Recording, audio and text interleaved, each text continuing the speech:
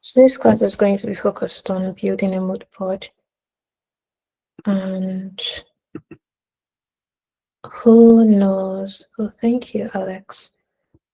Who knows what a mood board is?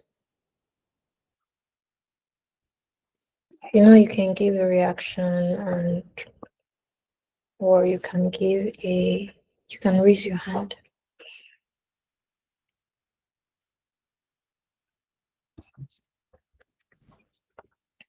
Nobody.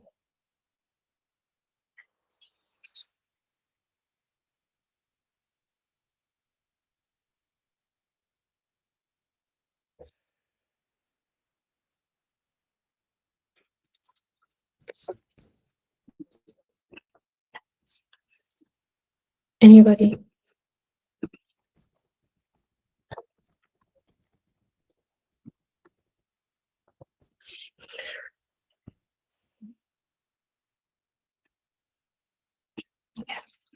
So a mood board is basically a collection, right, of inspiration that you use to bring out a design, right? So it can consist of colors or patterns or icons, can consist of images, of designs, right? Whatever can help you bring out your design in such a nice way that your users enjoy not just the experience, but the overall look of your design. From your mood board, you can actually get you can get to set your design system. You can have an inspiration through your mood board on how your design system should be set up, right? So we're going to be like treating a little bit on that. Sorry, give me a minute.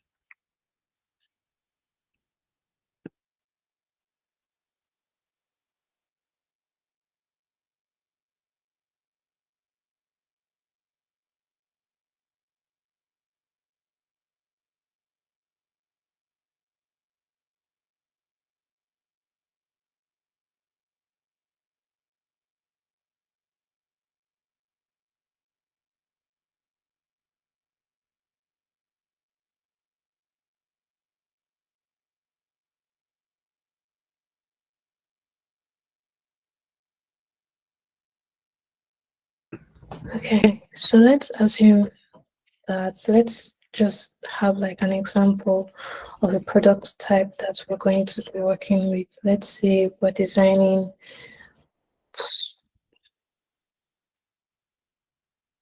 well, the most common product type in the Web3 space is wallets, right? So let's say we're designing a wallet and you don't have an idea of how to go about it, the colors you should use, the icon pack you should use, the way you should present your overall view of your wallet.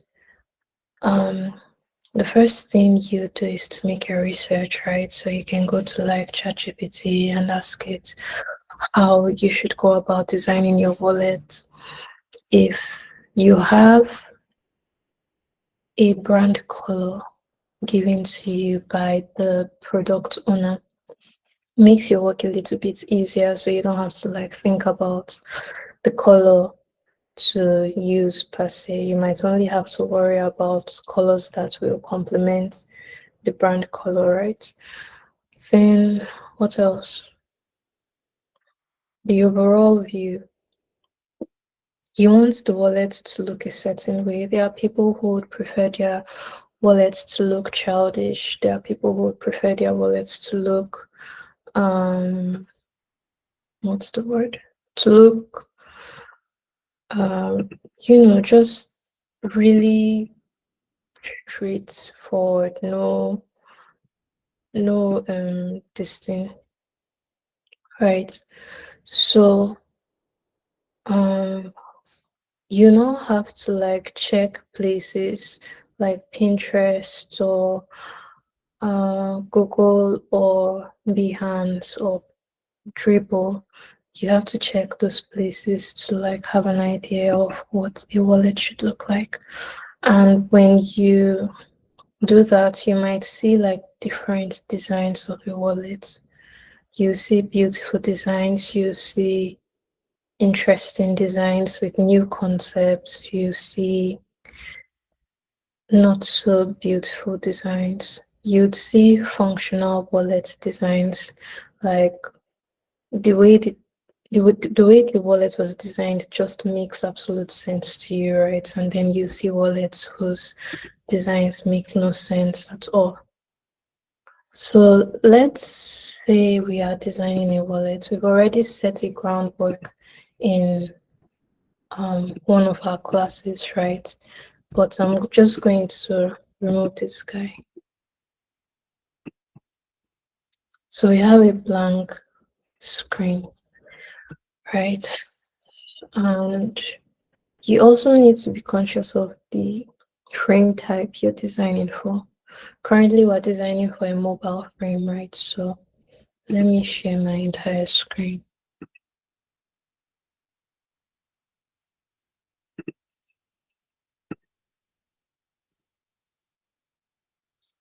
Okay, so what we're going to do is check out Pinterest to see.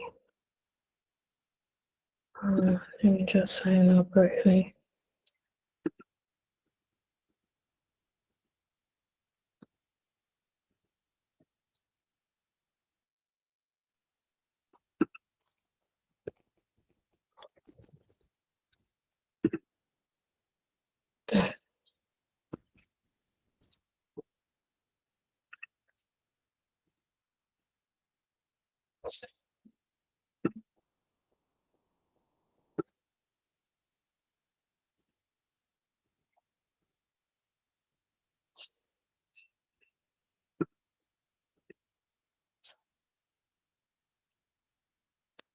Mm. Mm.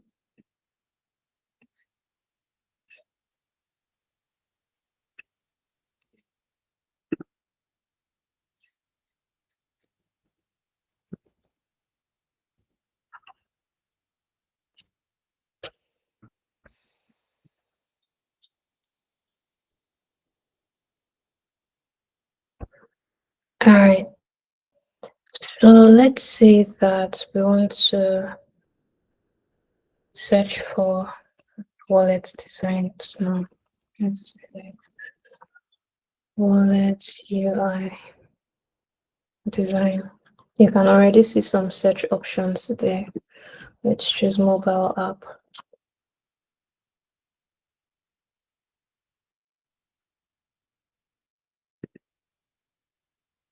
So you can see like different wallet designs, right? You can see this one that looks exciting because of the color that they used. It looks so bright and catchy, right? You can see, let's see.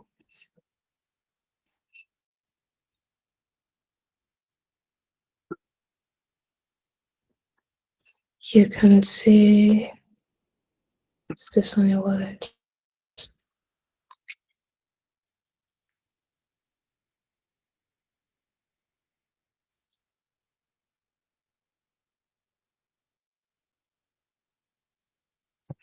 This is not a wallet.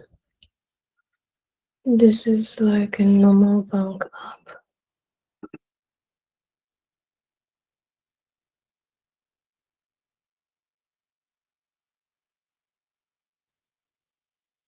Hmm.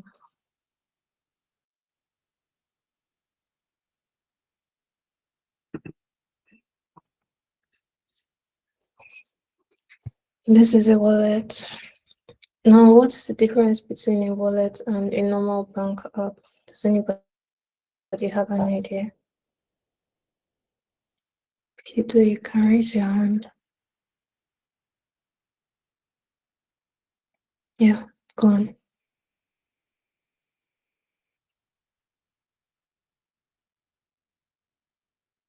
I'm listening.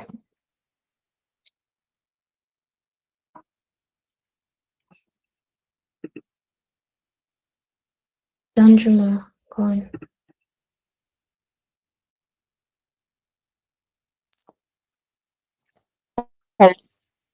Same. Yeah.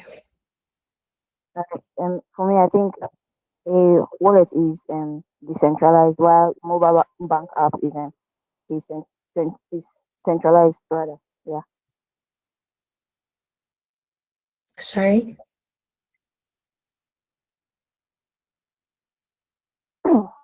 For me, a wallet is decentralized, while a mobile bank app is a centralized platform. Okay, yeah, that's like the major difference between a wallet and. Alright. Who else raised up their hand? I think there was someone else that raised up his hand.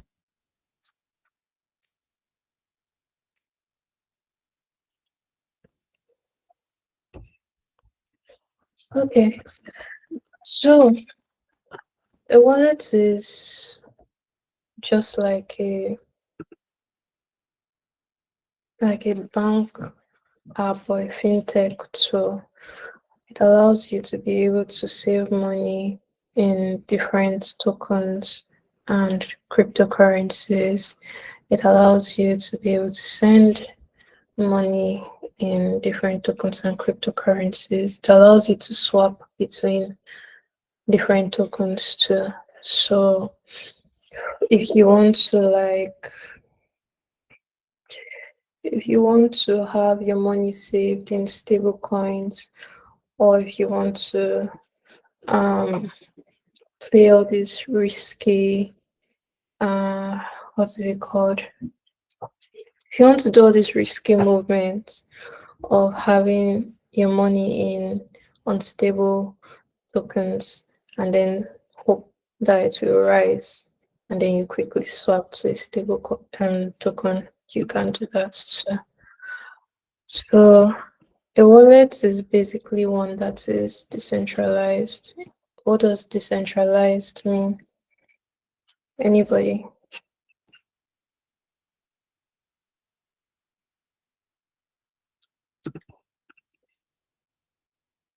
Joseph, Yes, really, man. good evening. Decentralized means that something like that no one is in control of. No one is in control of it. The government or anyone is not in control of it. There is no middle. There is no middleman. There is no middleman in it. Something that is stored on the block. No one is in control of it, and there's no middleman between any transaction that you carry out. Okay, thank you. Um, Joseph.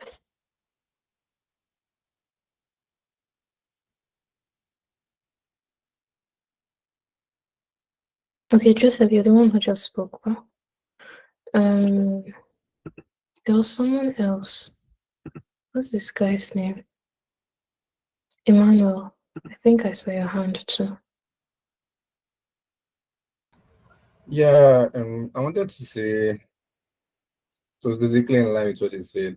A decentralized system is, mostly cryptocurrency.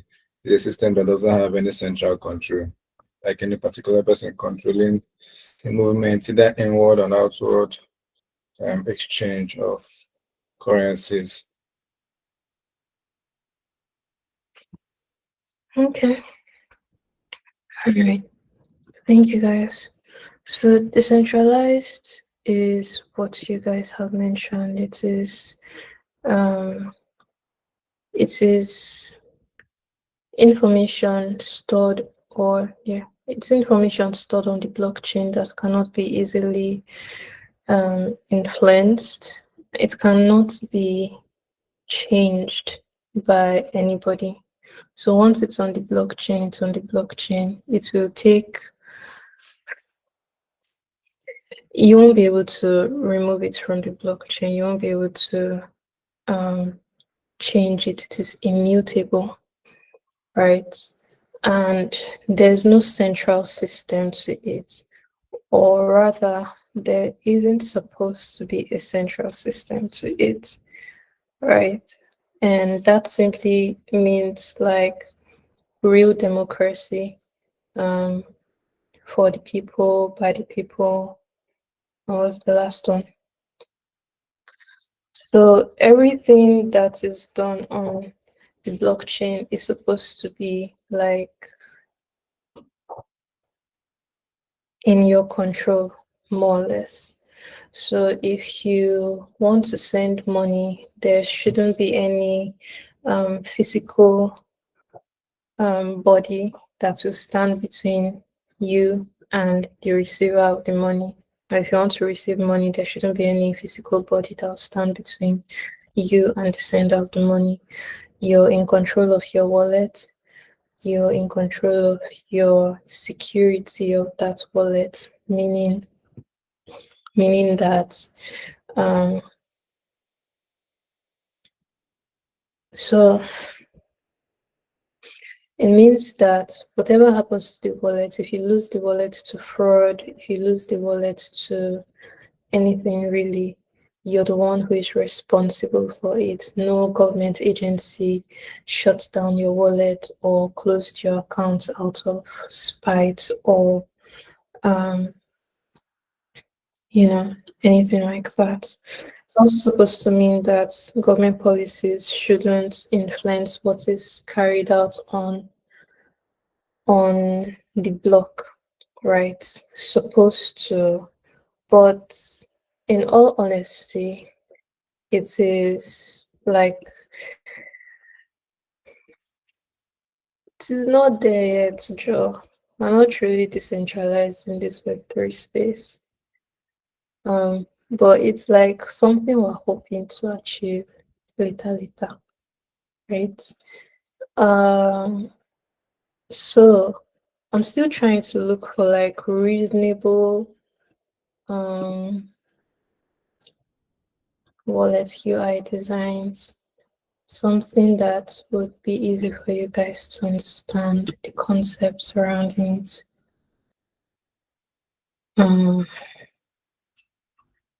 Somebody raise up their hand. No?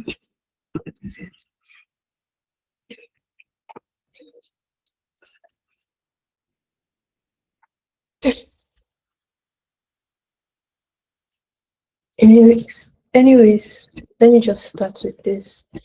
So we have our Figma screen, right? And then we have at least one picture that we brought to inspire us so that we'll know what should be in a wallet, right? Now it's okay for you to not have like so many pictures that would show you everything or all the screens associated with wallet creation. But as long as you've seen a vibe that you like and you believe would be a good suit for the product type you're designing for or the unique solution you're trying to provide with your design with your design on that product, then you just bring it down to your mood board and see what you can get from it, right? Now I've searched Pinterest and I've seen very selected, like very few designs that I can bring to the mood board. I just want something very basic and something very simple. So since I can't see more of it or more of this basic design on Pinterest, what am I going to do? I'm going to check other platforms. I think I listed out a few other platforms that you can use to try and get inspiration from. You have Pinterest, you have Behance, you have Dribble, but to be honest, I wouldn't advise you guys to use Dribble just yet. Dribble has fancy designs, not necessarily functional designs. The designs are fine, the animations are badass, but are they functional? No, not really.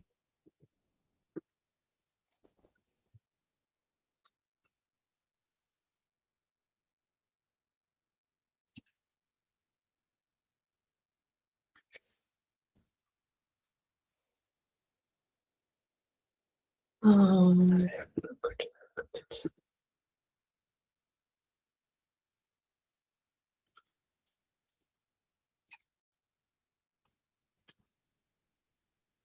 so let me check in Wallet's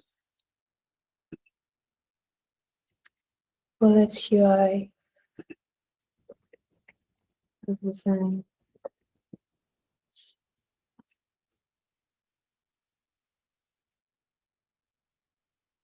So now we're seeing like a little bit more options that we can play with. Luckily for us, maybe someone has made a case study out of their design, right?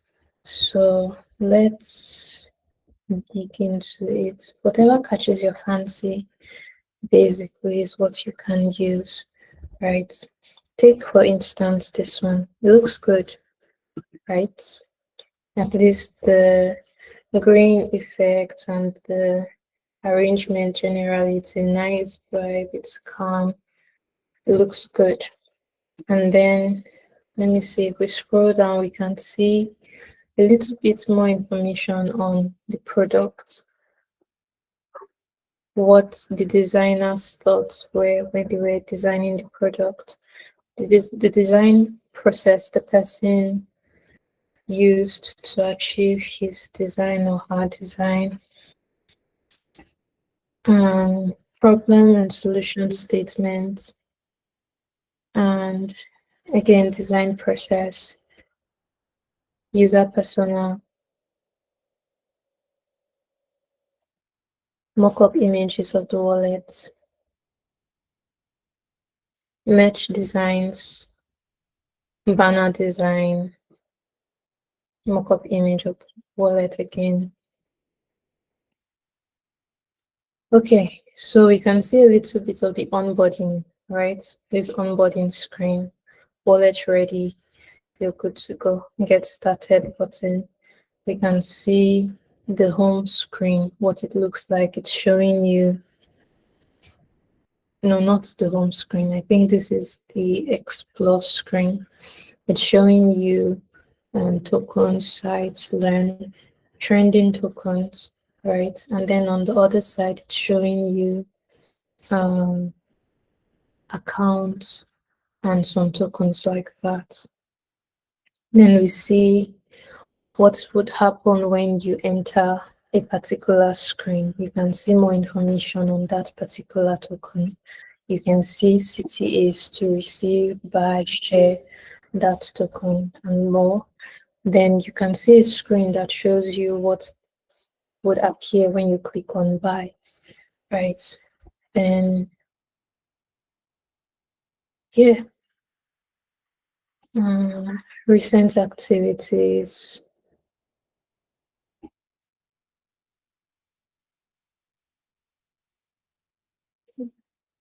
And this is when you want to receive token. It's showing you your Ethereum address or your wallet address. It's showing you a QR code that can be scanned, especially if the person is like beside you and they want to share the money with you quickly. They can quickly scan the QR code. It also gives you the option to copy the wallet address or share it with people if you don't want to copy it. And then when you receive a token, this is what pops up, right? View on Etherscan. So this is like a little showcase on activity screen, and you can view it on Etherscan. Etherscan is it's a transaction. How do I put it? It's like a transaction breakdown right? It shows you all the transactions that has been carried out on that particular blockchain, yours and 10,000 more people's transactions. Right. Then what else? Basically, you can see like the full design. How many of you like this design so far? Should we use it as should we add it to our mood board? All right. So the first thing that we're going to add to our mood board is our onboarding screen, right? So you can either like download the image or screenshot the image, and you just add it to your mood board, right? I'm going to drop this.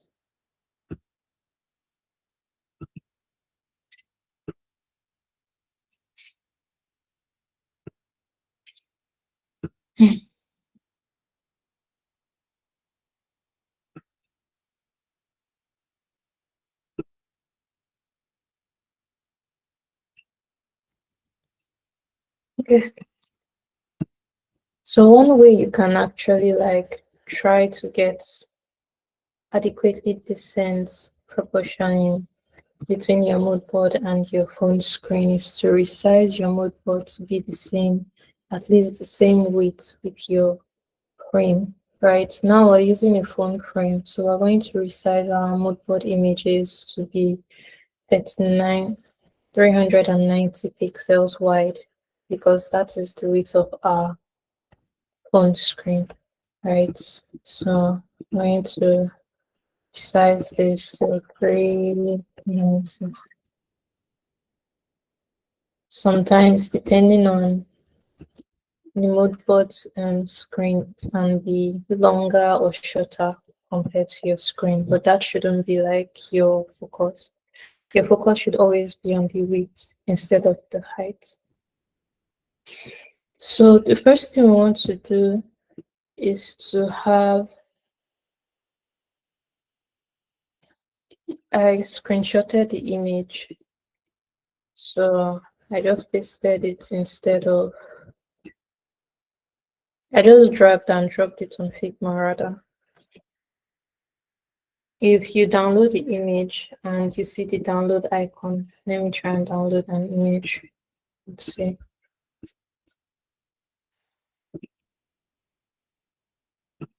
Oh, did I just?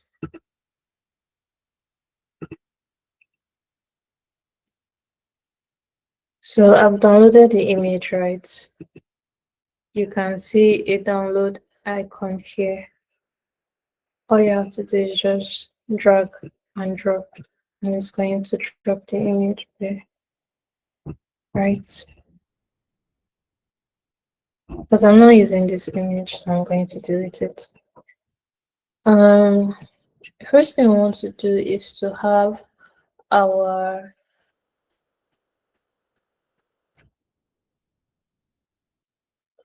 let me get the logo from one of my designs.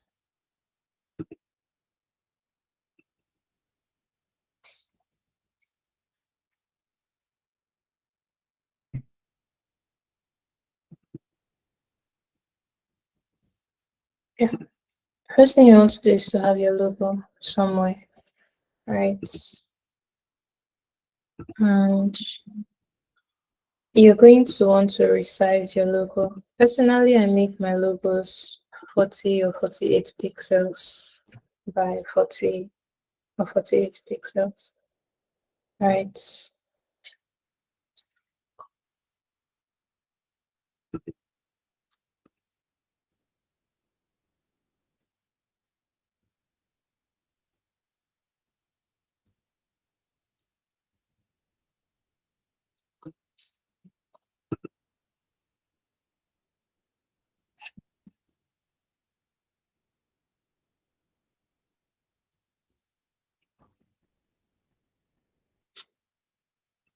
Right.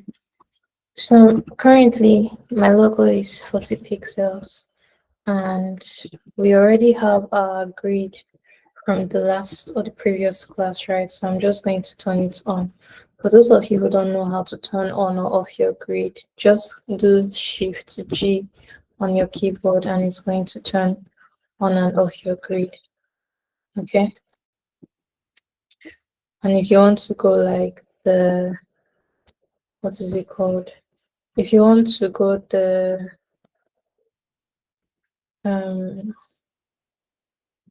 long route, you can click on the screen you want the grid to appear on, in this case, the front screen. And then when you click on it, this is what will appear, right? You scroll down or scroll up, and then you see layout guide. Under layout guide, you see the column grids you have used before. And this eye icon simply means that you have closed the grid. So if you click on it, it's going to be visible. Similar to how hiding and showing your password works or your account details works on passworded settings and bank apps, right? So we have this. I'm going to make sure that it's at least 40 pixels away from the top of the front screen, right? And next, I want to add a text. Wallet ready, you're good to go. How do we add a text in Figma?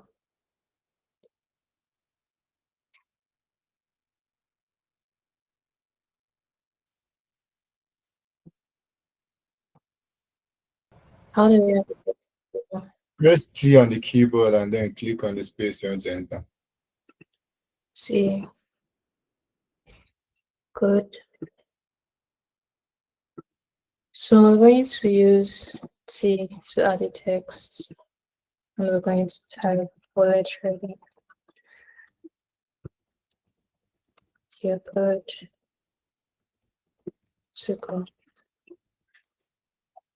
Good to go. You're good to go. So I personally want all the text here to be title case. So I'm going to come here and change the case setting to title case. Second is the size is too small, so I'm going to increase it to, let's say, 48 pixels. Also, the weight is regular. I'm going to make it semi-bold. The text is inter. Inter is a boring text, so I'm going to change it to pop-ins. The color is 00000, and because we are good designers, we're going to use 000. Okay, we'll use a variation of black that is not absolute black.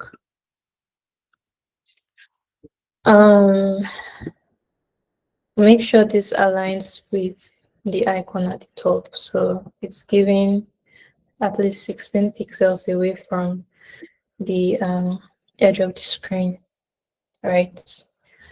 Then if you notice something, right, the space between each line is too much, right? It's now making it look a bit weird. So what do? We click on it, we come to typography. Under pop-ins, under semi-bold, you see line height and you see letter spacing. We're going to, like by default, line height will be auto. But if it is not auto, and you want to change it, you can change it. If it is not auto, and it is showing you something like 70% or 170%, you need to make sure you highlight the entire thing that is within this container and change it to auto or put a number there, right? You should never see percentage in your line height, okay? Never. So this is currently 72 pixels apart from each other. So I'm just going to make it like 56 pixels away from each other. Now, letter spacing is how closely packed each letter is, right? You can make it to be like really closely packed, or you can make it to be like insanely far away from each other. That's what letter spacing is. It is not in every situation that you should use or change your letter spacing. Only use it when you think it actually makes sense to use it, right? Then we also have a subtext from what we can see. The subtext is reading, "Congratulations, your wallet is now set up. Enjoy convenient access to your tools," right? And that's what we're going to type.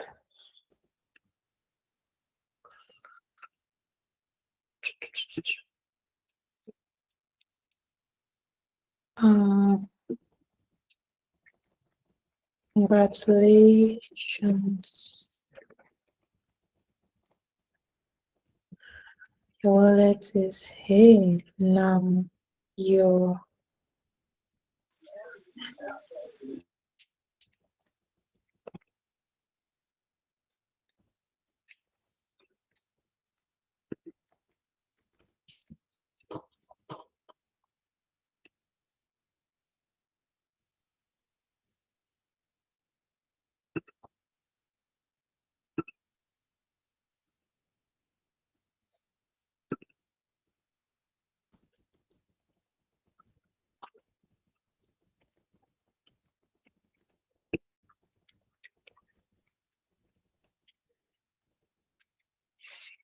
So for the one underneath the subtext, I don't want it to be title case, so I'm going to switch it back to normal as typed, right? And I'm going to change the color to be like a shade of gray, right? But the reason why I used my pick tool to try and get the shade of green is because we're going to be using green as our base color or our primary color. So I'm trying to work with colors that are within the same hue, right? So that I don't like use colors that are not complementing each other at all, right? So remember how we talked about complementary colors in our color theory, right? This is one way to go about it. If you're not so good with mixing colors and you don't want to mess things up for yourself, it's advisable for you to use different shades of the same color hue, right? From the lighter shade to the darker shade. So if you're going to be using white, let your white be like a light shade of that color hue. If you're going to be working with black, let your black be a dark shade of that color hue. So that way you're not going to like mess up the color stuff. There was a time I was designing something and I was working with other designers, right? One was responsible for the color settings or the color system, and the primary color he chose was blue. However, the white color he chose was from a red hue, right? From a red hue or color code. And it didn't like rhyme very well with the blue color. The black he chose was also from a red hue, and it didn't rhyme at all with the blue color. It was just looking off, right? So to avoid all that, if you know you're going to use a black color in your design and you know the brand color you're going to use, you can use your pick tool to get like the base color and then move it around to get either the white you need or the black you need, right? For me right now, I need a gray color. And I need a gray color. So that's why I picked a color from that image. And now I'm just like manually choosing the I'm manually choosing how light or how dark I want the gray color to look. And I want it to look this way. I'm also going to increase the line spacing for this one by 3 pixels. So there's that. Now the gap between the header text and the subtext, the body copy, is currently 35 pixels, and it is a lot. So I'm going to close the gap up a little bit, make this like 20 pixels apart from each other, right? And then do we have a button? Let's create a button. How do we create a button? We're going to hit T on our keyboard, tap once, and then type get started. Going to make our button text 16 pixels, and the weight would be, should we make it this or this? The weight will be medium, and we'll give it, we'll do Shift A, and rename this button. Now we have like a width that must fit into this container of 390 pixels, right? In such a way that it's maintaining 16 pixels apart from, or 16 pixels away from the edge, left and right edges of the container. Now that width is about 358 pixels. You don't need to learn all this math or calculation. It helps me to work. That's why I know it, right? So you can do Bambiala for yours and it will still work perfectly. So we have this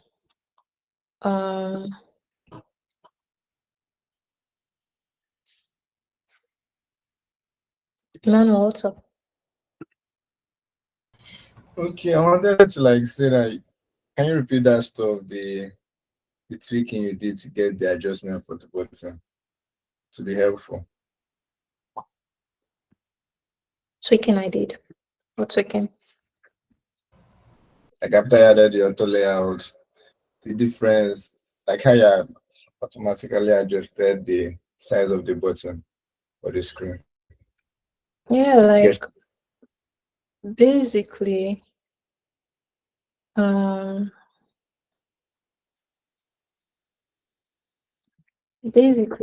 how you go about it is very simple. You have your text, you made it an auto layout, right? You can manually adjust the width of the auto layout, right? But that's just stressful. Like, it's very stressful to do so because you have to be looking at your left panel under W. If you can't see, let me increase this guy. Okay, so you have to be looking at your left panel under W to be checking, oh, is it 300 and this yet? Okay, if I move it a little bit, you know. So instead of doing that, you can just come to W directly and type in a width that you want to work with. Yeah. So me, I know the width I want to work with, and the width is 358 pixels, right? So I'll do that, and then I would add a fill. Now I'm working with a light background, right? So naturally my button is going to be black. And then the text inside it is going to be white.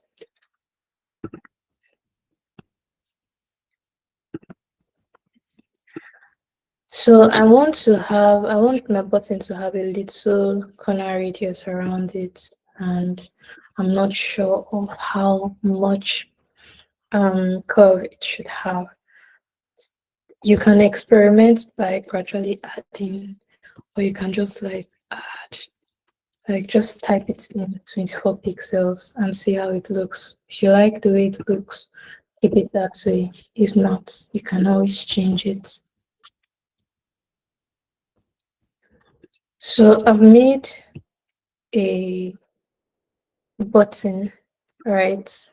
And I'm going to make it a component just in case there's a time where I'll need to use this button again, right? So that if there's any changes that would be made later or a variance that should be added later, I'm not going to have to be doing it one by one, right? So there's that.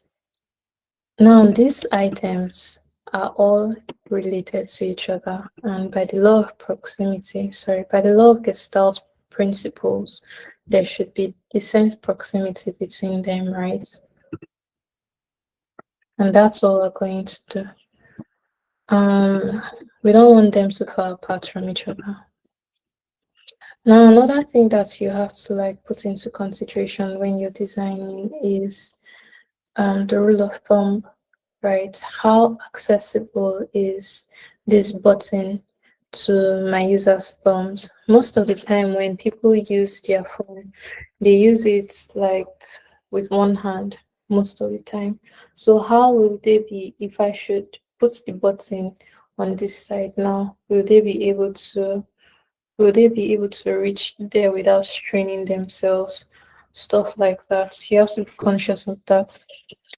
So that's why most of the buttons you have when it comes to like signing in or onboarding, it's usually at the bottom because they are being considerate of your thumb use. They don't want you to stress or strain your thumb to the point where your phone wouldn't be secured in your hand again, because it gets to a point when you're interacting with an app and then you have to keep on moving your hand up and all of those things, and your phone will like almost slip off your hand, right? So we don't want that for our users, so we have to be careful with positioning of our buttons.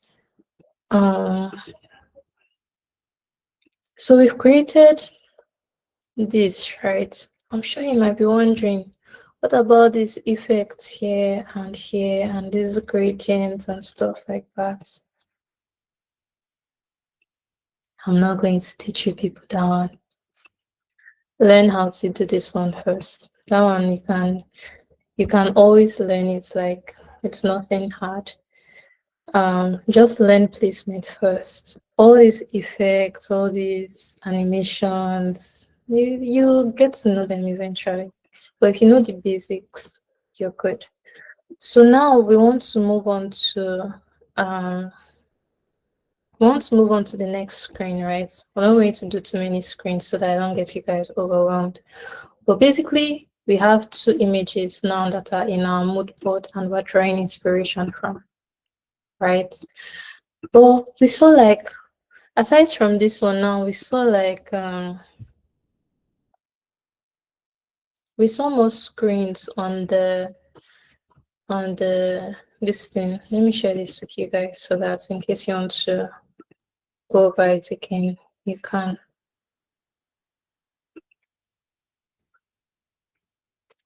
All right. So we saw more screens now that were interesting to copy. We do a lot of copying in UI UX design. So we saw more screens on this guy's stuff that were like very interested in and we want to recreate. Let me not use the word copy so that it not look like somebody does not have a mind of their own. Yeah, let me get this one. So this is the home screen, right? Just going to bring this guy here. 390. This is the home screen. Now we have like a mood board for home screens. This is a mood board for onboarding, and these two are mood boards for home screens.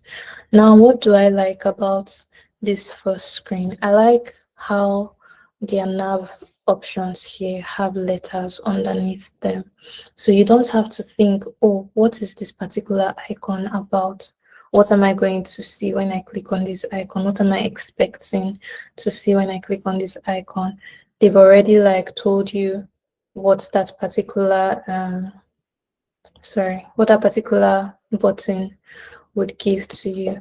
So when you click on this, you know that you're going to be interacting with your wallet. When you click on this, you know that whatever the analytics of your transactions, your transaction history and activities is recorded here. So when you click on analytics, that's what it's going to show you.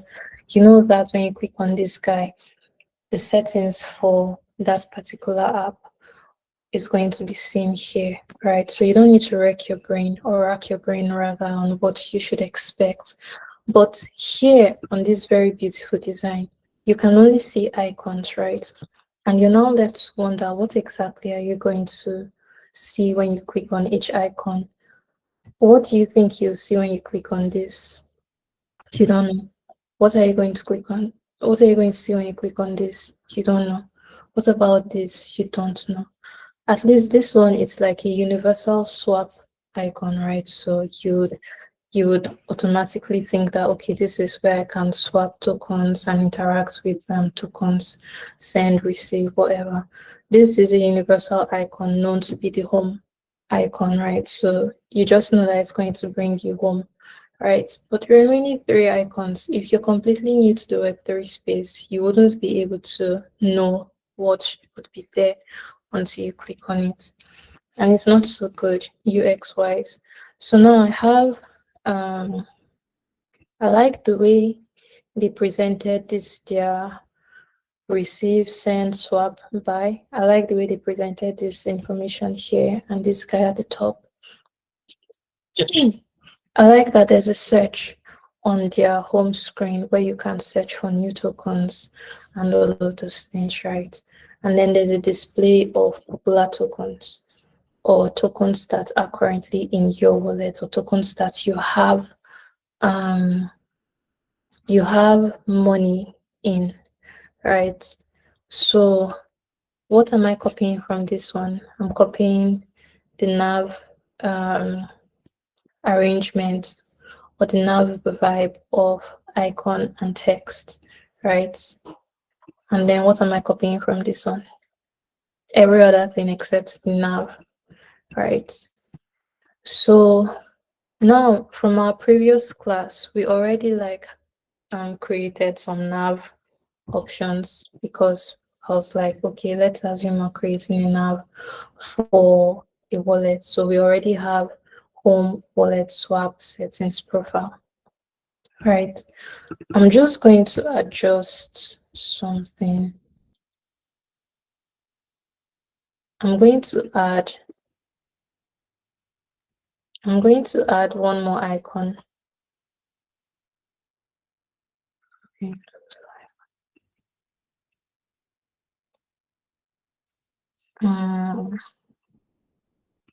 Activity, let me see.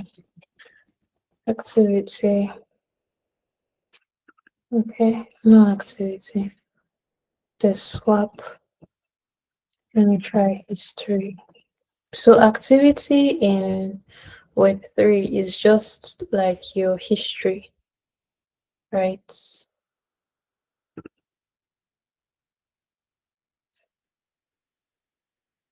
Yeah, it's just like your history. 24. Yellow, black color. Let me change that. Sorry.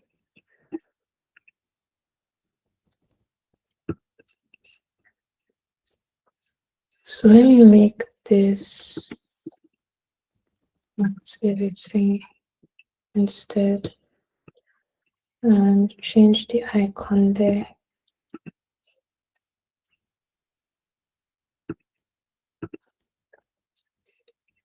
this icon. So now we have like 5 options now, which are the home, the wallet, the swap, the settings, and then the activity. Let me make activity this. Should we use swap or wallet? Let me see. Okay, let's use wallet.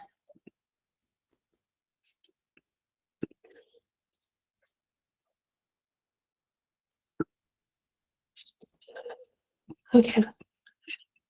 So I have my nav options from the previous class already, right? I have my phone, I have my mood board for what my home screen should look like. I already know what like the overall vibe should be, right? It should be calm, it should be nice, should be easy to understand and stuff like that. So if I'm going to maybe if I have like an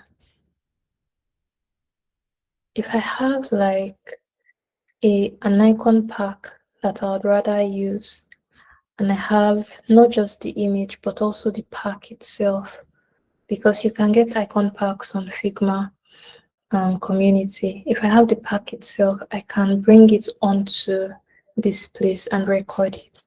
If I have colors that I want to use, I can bring them or import them to this place by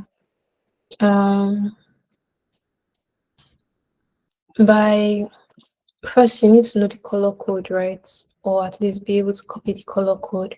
But if you don't have the color code and if you can't copy the color code, you can simply do what I've done. Bring the image of that color into your Figma file and then bring out a rectangle, right? Come to the fill of that rectangle.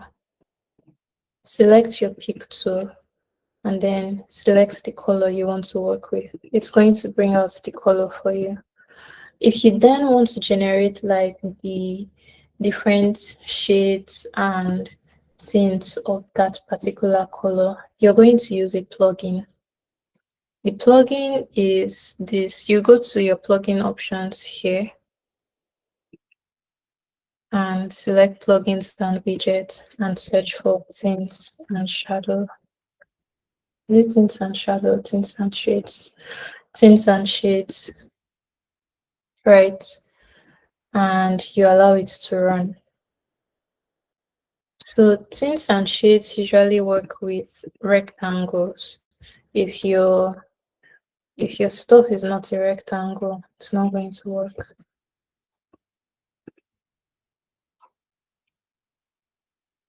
So let me see.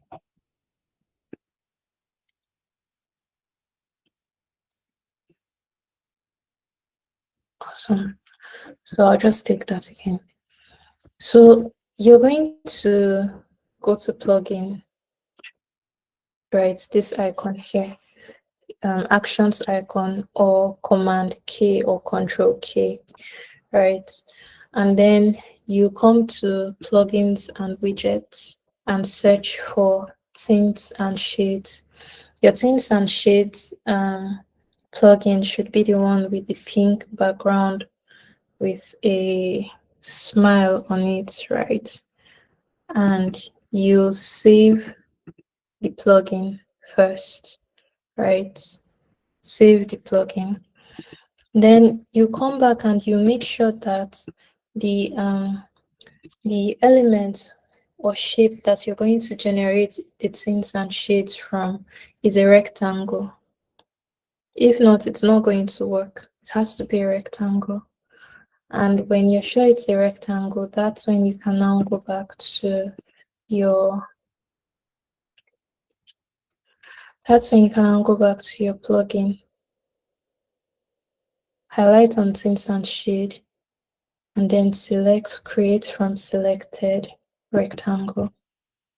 To take a while, and then it's going to generate all the tints and shades for you from 10% tints, 20% tints, 30, 40, 50. base color tint to 60, 70, 80, 90, 100% shades. Tints are the like lighter versions of the color. Shades are the darker versions of the color. So if you want to, you can now like work with this, right?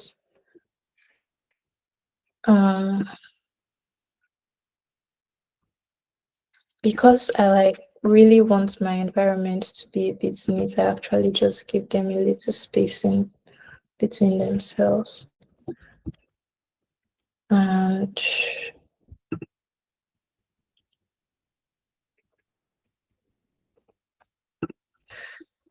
you can group them if you want to.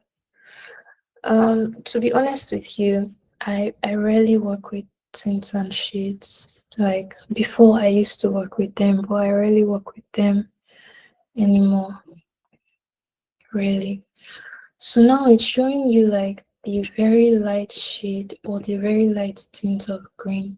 You can use that as your highlights, or any of these tints can be used as your highlights. And then any of these colors can be used as your primary color or your background colors, right? So that's the general idea of this. So with this now, you can like have your you can have different tints and shades of, let's say, white color, right? Let me see.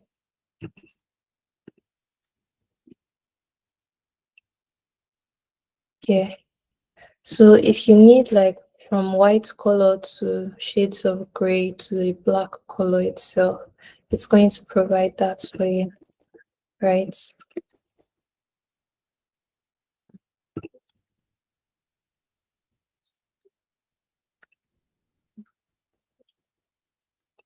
It's going to provide that for you.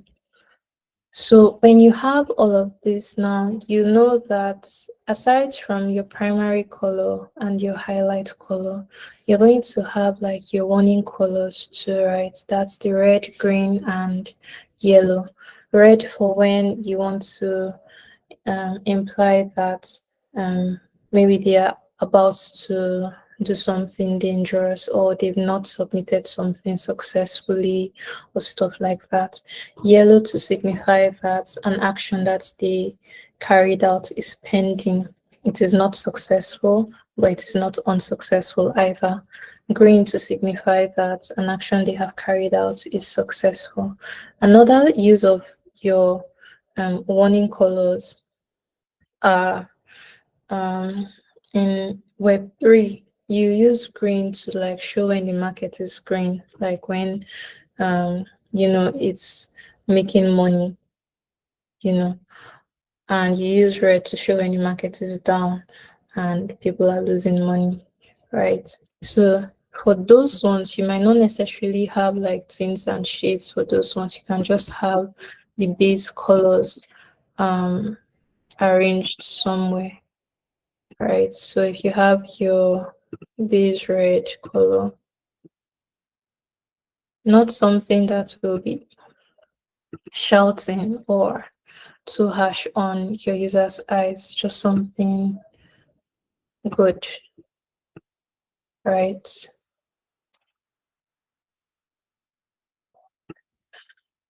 And then you can have your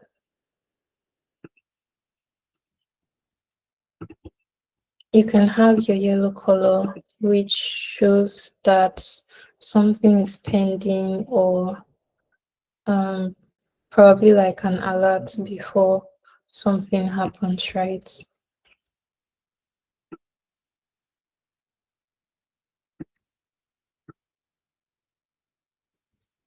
And then finally, you can have your green color, which in our own case, we already have like a green, a green color that we can easily use our pick tool to get, right? So you just zoom in on any of the light greens and use your pick tool to get the green color. and your sets, right? So these are like your primary colors. Now, how do you make them look pleasing or sort of organized or arranged? You can go about it in different ways. Let me try to organize the file a little bit. I'm going to try organizing the file a little bit by creating sections. How do I create sections? Under our tools here, we have the normal select or move. We have this that looks like X and O. If you click on the drop down, you're going to see frame and you're going to see section. Click on section. Another way to go about it is to do Shift S, and it's going to create a section for you. Right. So I'm going to rename this section colors or color system. I'm going to reduce the height at least and reduce the width too.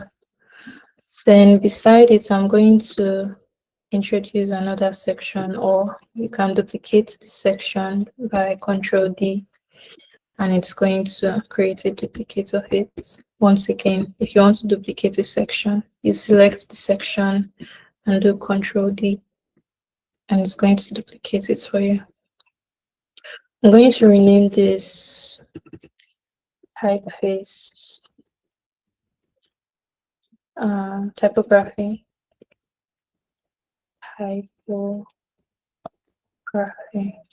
system, and then I'll duplicate this again and name this moodboard or inspiration.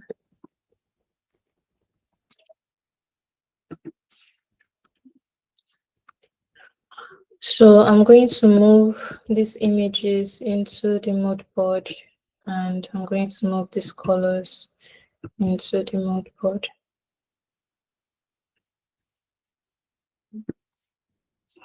Basically, what you want to do is that you want to make it feel a bit organized, right? You don't want it to look like, oh, everything is just scattered on your design. You want it to look a little bit professional, right? So that's why we're doing this, arranging things in sections instead of just leaving them out there on the file, on the canvas, right? So we have our primary color. If you want to, you can add text to the top of the colors. Primary color. This enter. That doesn't want to leave me alone. So we have primary color at the top.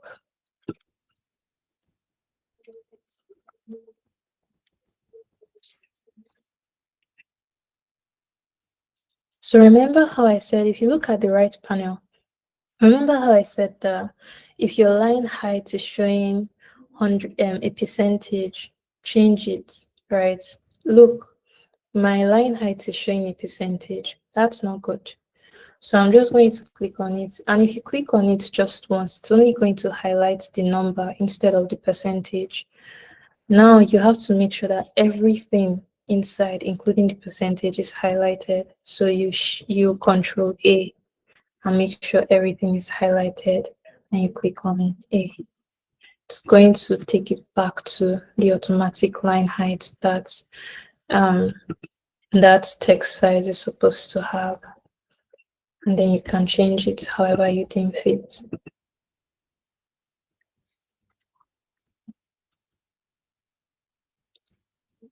So I have my primary color. I have a text that is telling me what color it is. I have another color here, white. And I have my red and my yellow. And lastly, my green.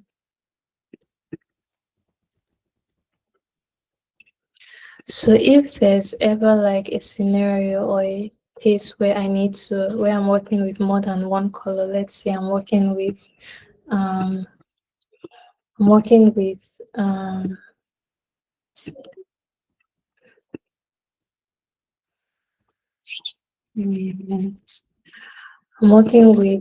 let's say purple or something, right? I'm going to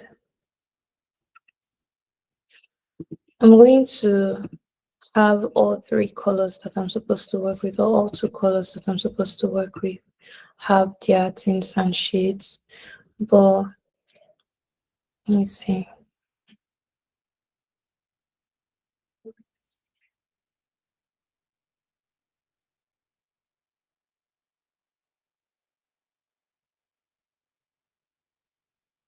I'm trying to look for a color that goes well with this screen. I'm not seeing any.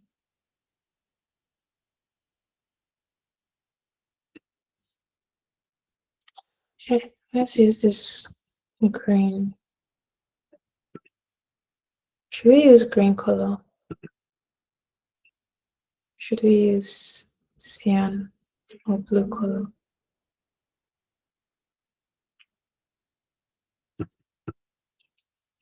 Let's use blue color.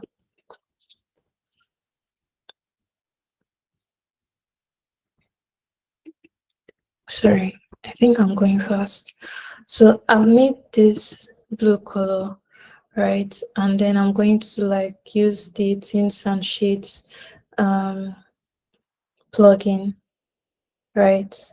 Create from selected rectangle, and it's going to generate every tint and shade of that particular color for me. So it's not compulsory that you change the corner radius of your tints and shade. This is just something I do because it looks much more presentable that way, right? So it's not like a compulsory thing for you to do. Let's say that I'm going to delete this green color. I'm not going to use it again.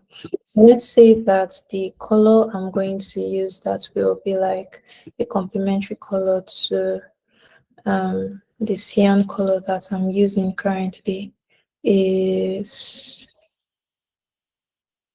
purple. Yeah. Let's say the color is should we use navy blue? Navy blue, navy blue, navy blue. Okay, let's use navy blue. Let's say it's navy blue. I'm going to generate the tints and shade for that color. And it gives me this. So again, just because I want to make it look presentable for my own eyes, or not for anybody's eyes, I'm going to give it a corner radius and give them spacing. Right. Whose hand is raised?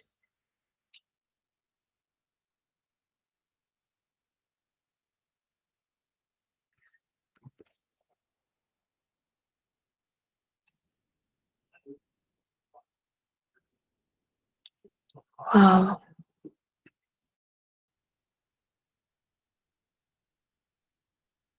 Wow. Elon Musk gave presentation at $50,000. Jeez. How didn't I know? You are not good, or nobody could even tell me that. Flora, Elon Musk is here. He's giving out $50,000. Oh.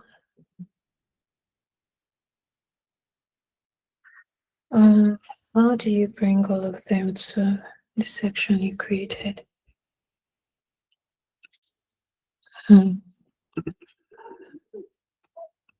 You highlight everything that you want to move into the section, and you move them in. That's all. As long as they are highlighted, all you need to do is just drag and drop where you need them. That's all.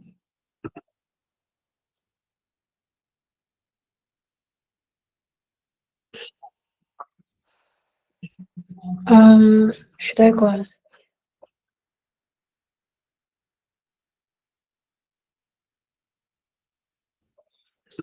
Okay, I'll take that as a yes.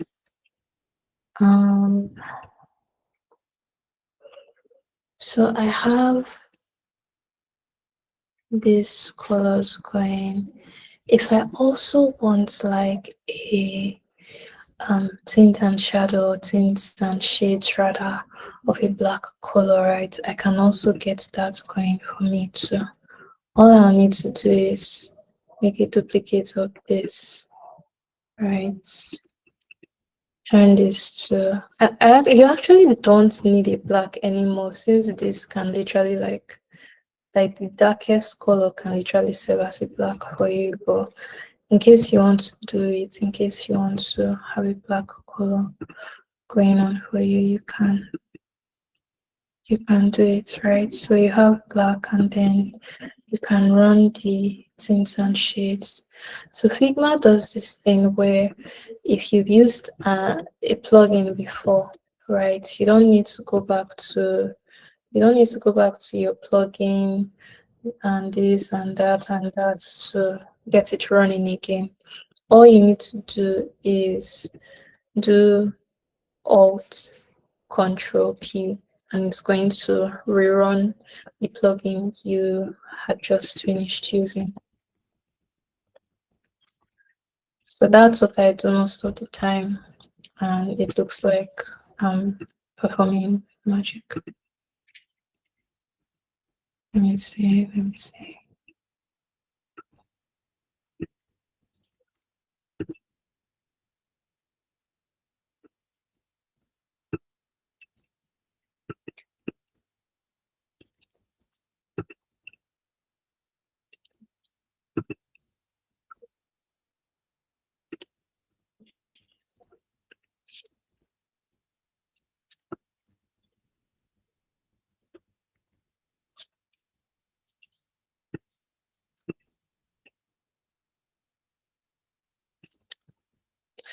So now I have like 2 different colors. I'm sorry, I have like 4 different colors with their tints and shades outlined for me, and then I have my warning colors over here. Of course, there are like better ways to present it. So now for you guys who don't know how to like go about presenting your color system, how are you going to go about it? You go to your good friend Behance. Behance is the best place to have like inspiration for your arrangements of your color systems and all of those things, right? So let me save this somewhere so that we can come back to it while we explore. So now I'm going to check for design system UI, and it's going to pull up like different things for me, right? You can see, or you can check people's design systems. You can check the way they arrange their stuff. See this one now that is showing design system UI kits. It's like literally showing you the colors and all of those things, right? See how nicely it's even showcasing the colors. It's even showcasing the colors, the typography, principles, and stuff like that. So let's say we don't know how to actually go about organizing our design system, more specifically our colors, right? You can come here and get it. So if you need like, or if you'd like your tints and your shadows to show, you can simply do this. You can take a screenshot of this. I don't think you can download on Behance, but you can take a screenshot of this and then import it somewhere. You can put it under your mood board, or you can leave it on the section that you're going to be working on. So now, personally, I'm going to be using this cyan blue and black and white. I actually don't want to use this color at all. I think it's a boring color. So I'll delete this. So let's say that I have all these colors now. I have my blue. I'm going to make a duplicate of it by clicking on Alt on my keyboard and dragging and moving to where I want it to be. And I'll like elongate it a little bit. Probably give it like a width of 300 pixels and the height of about 150 pixels, right? Or let's say 120 pixels, right? And then I'm going to select, like, according to the inspiration, we have 1, 2, 3, 4, 5, 6 selections, right, out of the tints and shades, right? And I think they even put the percentage for each selection there. So we have the 10%, we have the 25%, but here we don't have 25% on our own. We have 10, 20, 30, 40, yada yada. So the selection for us would be 10, 30, 50, 70, 90, 100. That's 6, right? Right. Is it? 1, 2, 3, 4, 5, 6. What if we select 60 and 80 instead? Okay. Paste here. So let me make this 24 pixels. So the way it is here, right, these are not rectangles anymore. These are squares, perfect squares. And that's what we're going to turn our own stuff into too.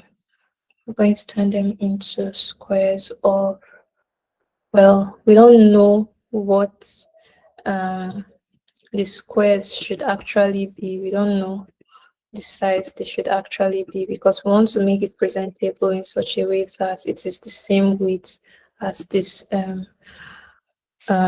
rectangle here. So if we should put them together, overall their width should be 300 pixels, right? So the first thing we're going to do is to make these 6 items an auto layout. So I highlighted and then I did Shift A. And I'm going to rename these tints and shades. The next thing I'm going to do is to change the flow. Currently, it's a vertical flow, meaning that it is stacked on top of each other. I want it to be stacked side by side instead of on top of each other. So I'll change the flow from vertical to horizontal. And I'll give it a width. I'll change the width from 120 to 300. The gap, I'm going to make the gap 0. And lastly, I'm going to click enter because this tints and shades is already highlighted, right? I'm going to click enter, and all the rectangles currently are 120 pixels each. I'm going to change that to fill container by clicking on the drop down icon beside the 120 pixels. It's going to show me fixed width or fill container, and I'll select fill container. So now I have my width. So to make it a perfect square, I'm just going to make this 50 pixels width to rhyme with the height. So that means W would be 50 and H would also be 50 to make it a perfect square. Right. You can either like choose to delete this or what is it called? You can delete them or you can keep them, whatever you want to do.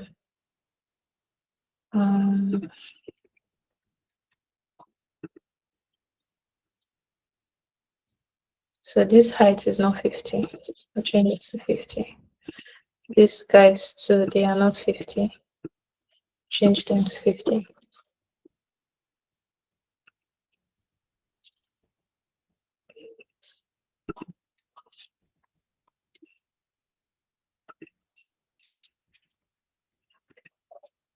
Okay, so now we have our tints and shades, and we have the main color itself, right?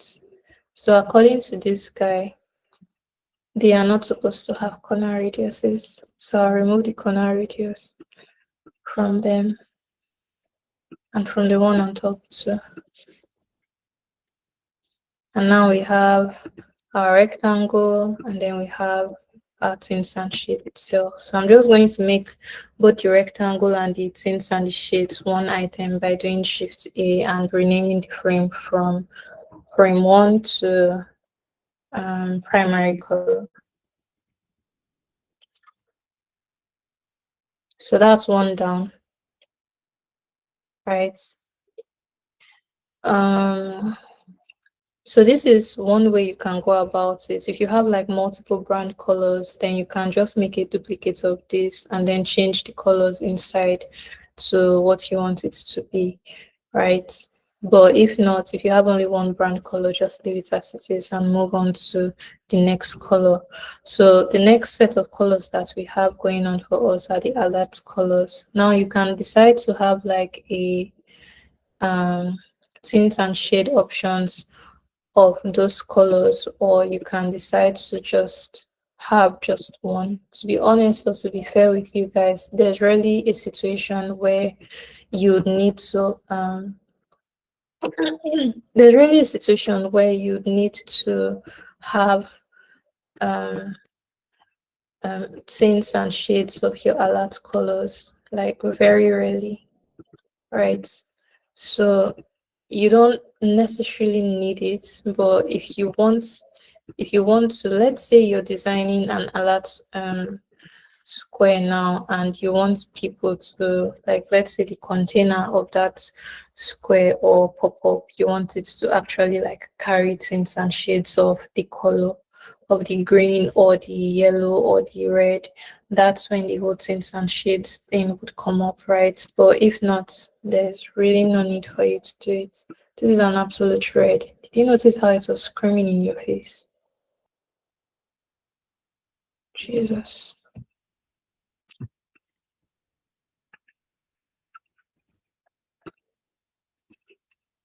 So if you're not going to have like tints and shades of your alert colors, then you can just like do away with this guy and instead have uh, have your green, have your yellow and stuff like that.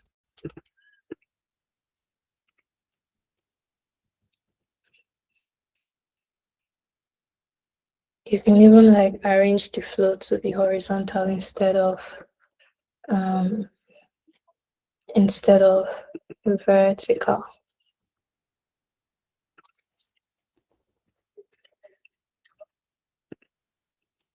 Sorry, it feels like I'm doing a lot of things right. I know, but bear with me.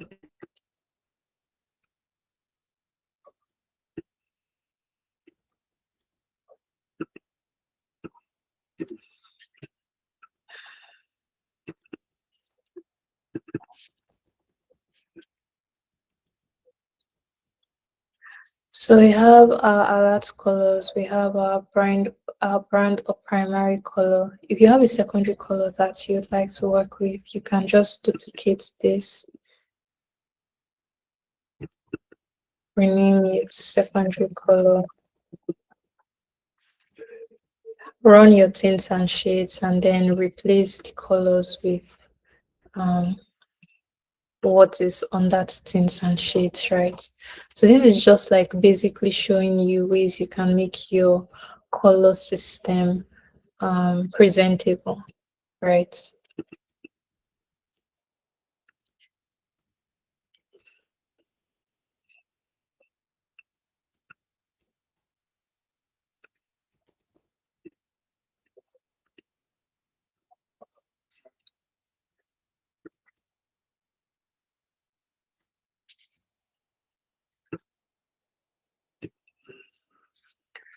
So aside from Aside from primary color, secondary color, alert colors, we also have text colors.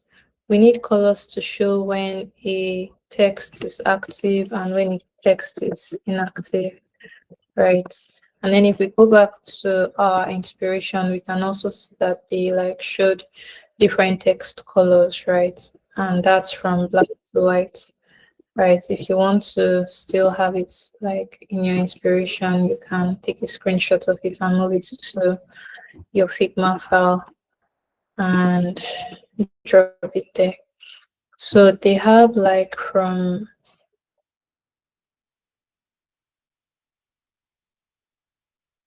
1, 2, 3, 4, 5, 6, 7, 8, 9. They have like from 10% to 90%. Somebody raised up their hand. Emmanuel, what's up? Okay, so I'm taking guys a little bit back, but not too back.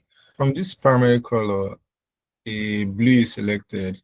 I was thinking, I don't know that it's possible.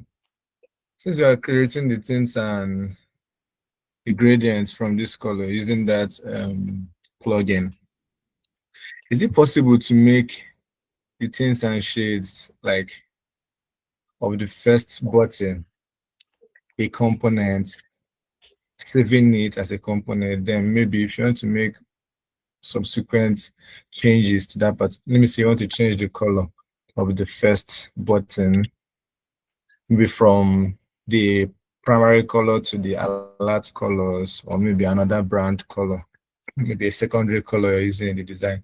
Is it possible that you save the initial color, the tints and shadows of the initial color as a component? Then you can just copy it and then click a color and it will create the same color palette. Yeah, it's Without you very have possible. You can. However, to be honest with you, it's not all the colors that is generated on your tints and shades that you're going to use. That's why I would recommend that you actually select the ones, the variations that you're really going to use before you start like creating or adding it to your styles. Because you'd save all these things and at the end of the day, it's only about 3 you're actually going to use. So when you now start, like when it's time for you to start using them in your design, you now be scrolling before you actually see the one that you're really going to use. Doesn't make any sense. So it's best if you like take your time to bring out the colors you know you're going to use, and then the rest just keep them somewhere in case there's like 1 or 2 occasions where you'd actually need to use them. That's what I would advise. Because practically, most of these things, you people will not use them. Most of these colors that have been generated, you don't use them. So it's best you like bring out the ones you know that at least these are base things you're going to need or going to use, and you run with them.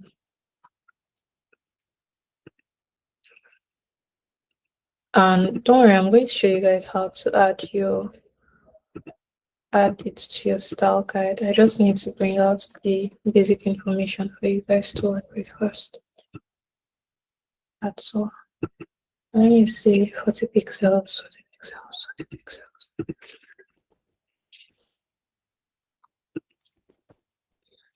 All right. Oh, oops.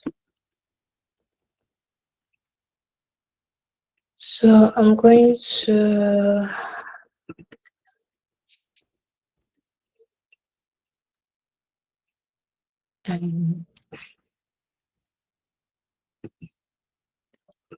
I'm going to copy all the black that I have brought out the tints and shades for, and I'm going to paste to replace here. I'm going to paste to replace the red color, right? Paste to replace. Oh, it's not bringing it out the way I want. Yeah, just do time.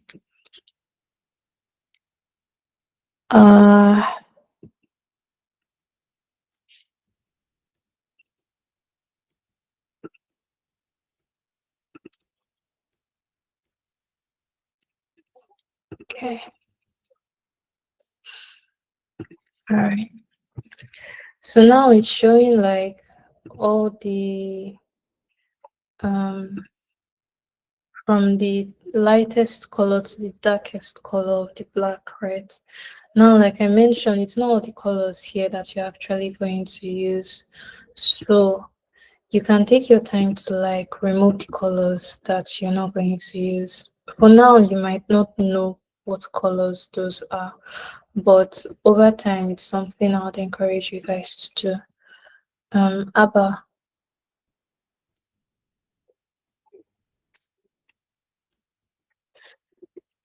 Abba,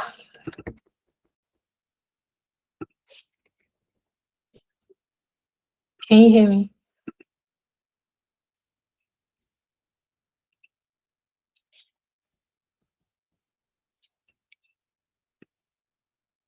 Okay, was that a mistake?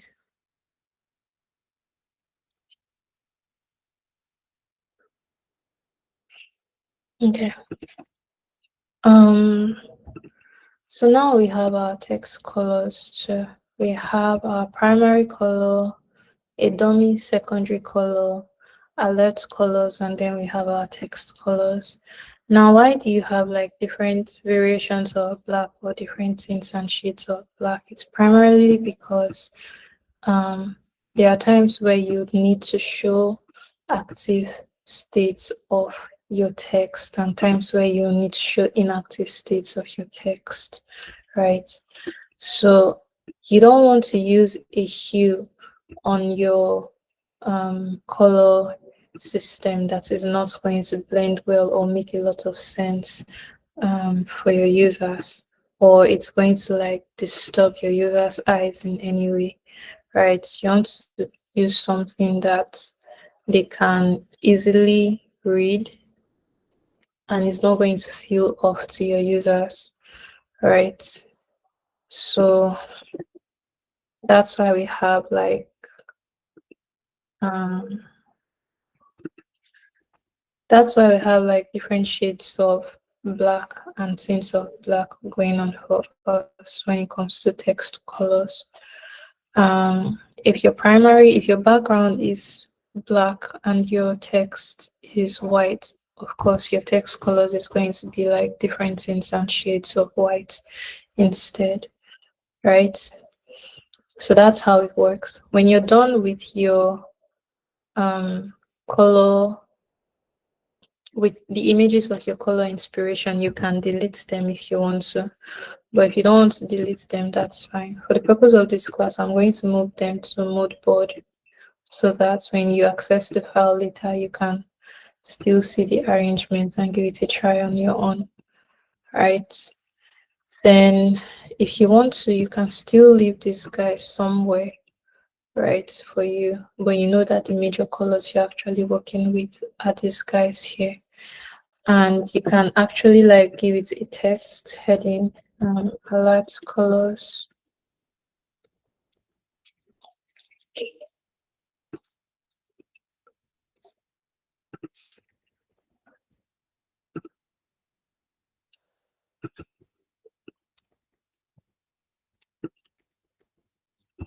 And give it like a subheading.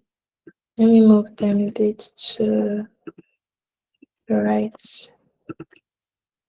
so that our headings will be on this side instead.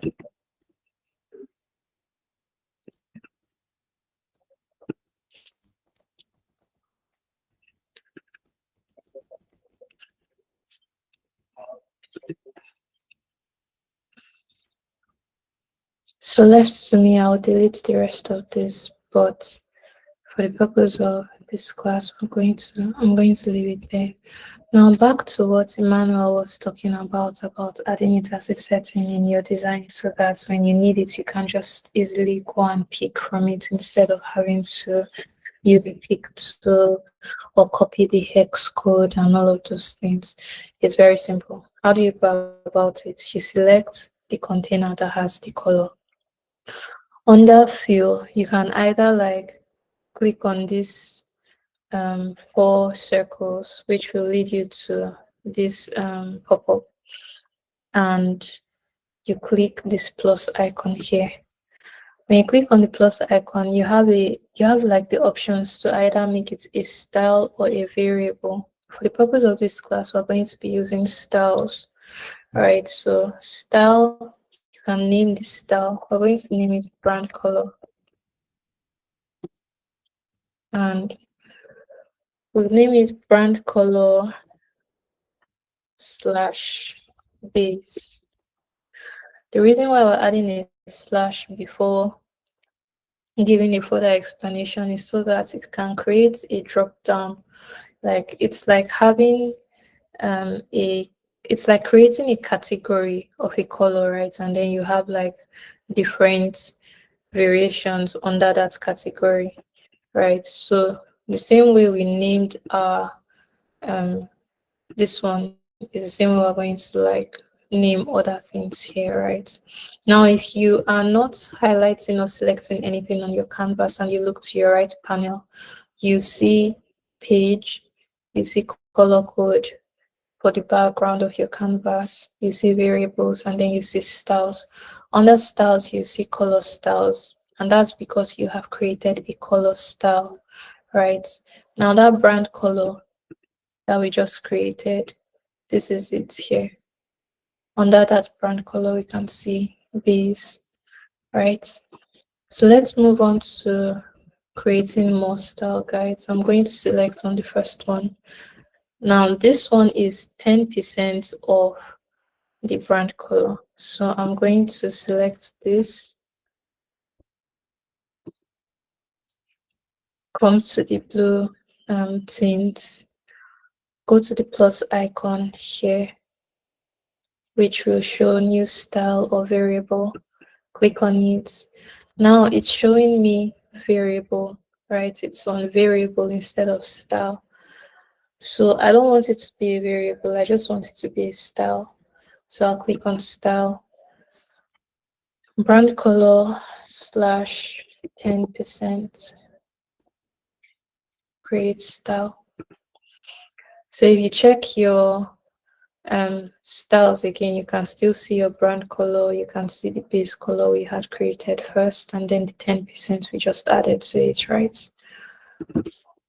So that's how you'd continue moving for the rest. You click on the next one, click on the plus icon, swap from variable to style because it's a style we're using. Brand color / 30%, create style. The same for this one, 50%. Change to style instead of variable, brand color / 50%, and you create style. And then we have this one too, that is 60%, brand color / 60%, create style. And then we have the 80%, brand color / 80%, create style. And then we have the 100%, brand color / 100%, create style. Right, so now we have like 1, 2, 3, 4, 5, 6, 7 under our brand color. So let's move on to our alert colors now, right? We have this, which is red. You can name it whatever would actually stick to you or be helpful to the developers who would implement your design. So I'm naming this series alert color, and I am highlighting alert color and the slash because I'm going to like use the intro 2 more times. Like I'm going to use it multiple times, right? So alert color red. I'll click on the yellow, click on the color, click on plus, change from variable to style, Control V, alert color yellow. create style. Same thing for the green color. Let's color green, create style. You guys get the gist. So each color that is going to be in your design system, you're going to like record them one by one into your color base or into your color styles. So if you check the right panel, right now nothing is highlighted on my canvas. And if you check the right panel, you see the colors that we've added to the color styles, right? You can see the brand color. If I close this, it's just showing you brand color. If I click on the drop down icon, it's showing you the red, the yellow, and the green. If I click on the drop down icon for brand color, it's showing you the different percentages of the brand color and the base color itself, right? So the same thing is what you're going to do to the text. But then again, like I said, majority of these colors, you're not going to use them because it just wouldn't make any sense to use them, right? So you're the one who is going to decide that, okay, I'm going to use this 30% for my inactive states. I'm going to use base color for my active states, stuff like that, right? So you can have this going on, and if you want to add all of them, fine, just take a few minutes to like add them to your design system. Meanwhile, I need a white color, right? And this white place is it for me. So I'm going to add it to my style and name it BG. BG standing for background. BG white. Now I'm using BG white just in case there's any point where I would need a black background. For now, there isn't, but just in case there's any point where I'll need a black background, I'm going to use that. So, let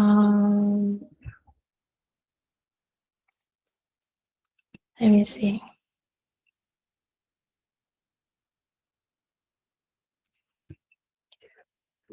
Okay, so the next thing we want to do is to get typography or typeface right into our system. Let's see how this guy does his own.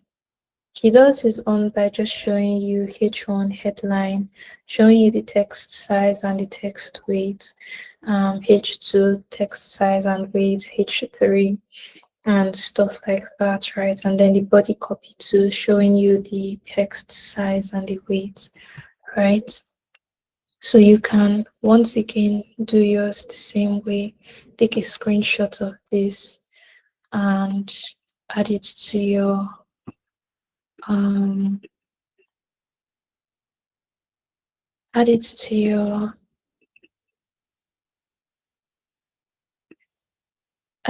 your what is it called? Inverse.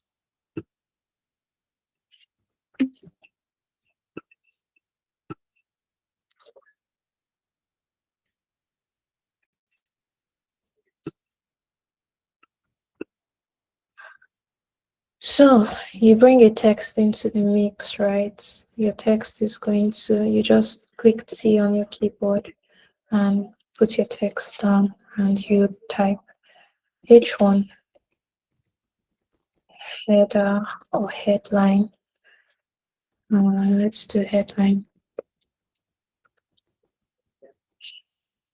Now it depends on how big you want your header to be.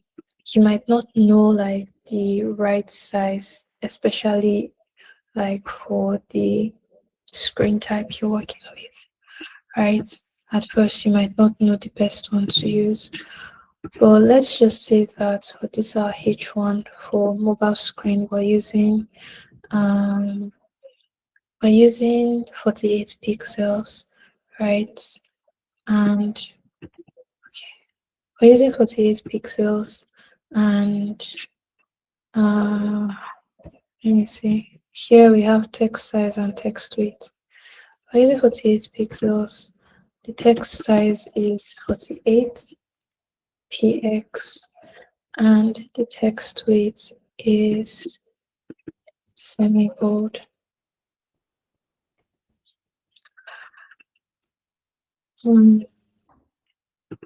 Now you want to have like a size that is kind of neutral and a weight that is kind of neutral across this particular outlook, right? Not because of anything in particular, but like you just want to have a neutral size for this particular area of your typeface system, right? For the appearance rather, right? So I've reduced the text size to 16 pixels and the weight to regular. But that doesn't mean that this H1 or header is 16 pixels or regular. It's just the overall vibe. So you want to make a duplicate of this because we want consistency, right? So you just make a duplicate of this by Control D after highlighting everything here, or you hold Alt and then you drag and drop, right? So that way it's going to like maintain consistency across your arrangement and spacing without you having to do auto layout or grouping them, right? So now H2 headline, we're going to make this 40 pixels, just 8 pixels less than H1, right? And the same thing would repeat for H3. 40 minus 8 pixels is 32, right? Then the same thing for, depends on how many headers you want to have in your design. If you want to have like if you want to have like 6 headers or 7 headers, feel free. So this is H4. We're going to make it, let's say minus 8 again, 24 pixels, right? And we're going to make it medium instead. Let me see. H32 will be medium. So H2, we're going to make only 4 headers for the purpose of this class. H2 is 40 pixels, right? So we're going to change this from 48 to 40. And the weight is semi-bold. So leave semi-bold, the weight is H3 is 32 pixels. So we're going to change this from 48 to 32 pixels. And the weight is medium, so we'll change this from semi-bold to medium. H4 is 24 pixels, so we're going to change 48 to 24. And the weight is medium, so we'll make this medium. Right, if you want to, you can like bring a title similar to how you have a title here for your colors. You can create a title here for your text to basically saying this is the scale, size, and weight, right? Text scale.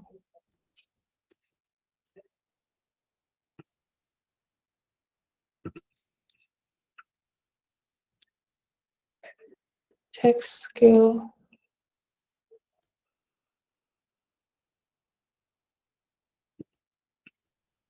Text size and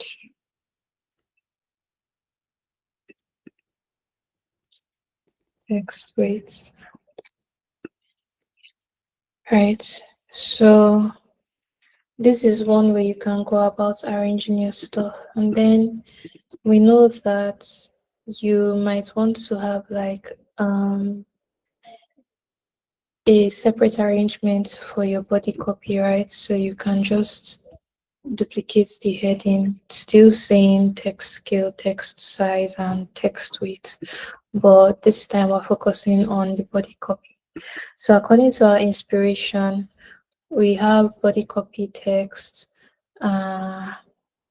subtitle or caption. So this means that this is for body text, subtitle, caption. So you can have like a generic size for your body text and a generic weight, depending on what you want. You can have a different size for your caption and a different weight for your caption or your subtitle, right? So for me, I know that there'll be times in this mobile design where some body copy will be smaller than the other. So I'm going to actually just make variations of body copies for myself. So the first one would be, my default body copy would be 14 pixels, right? And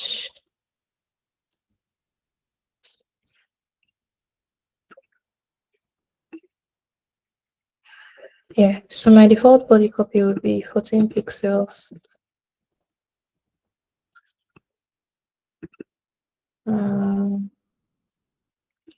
And then with B1.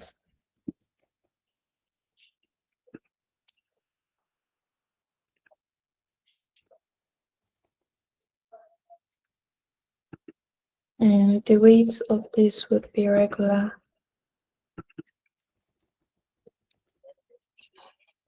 And then I'm going to highlight this setting and duplicate it. And B2 will be smaller. B2 will be 12 pixels.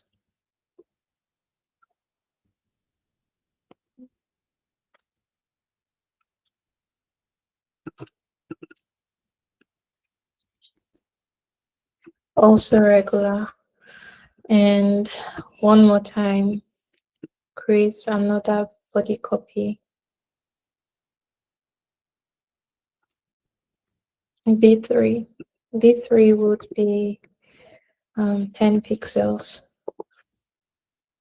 And it's going to be medium weight.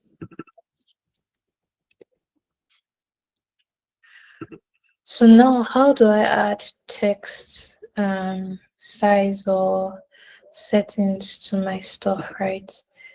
It's quite simple, to be honest. Similar to how you have your, what is it called? Similar to how you have your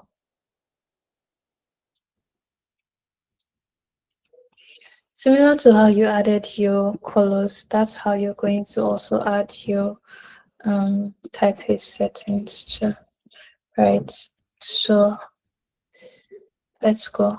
You'd select the text you want to create a settings out of, and you're going to come to typography after you select the text. Just beside typography here, you can see these 4 circles that would show apply styles if you hover on it long enough. Similar to color styles, you're going to see the plus icon here too. So you just click on plus. You click on the icon and then you give it a name. We're going to name this H1 because we know that H1 is heading, right? But if you want to, if you want to remind yourself, well, there's actually no need for it. Let's just name it H1, create style.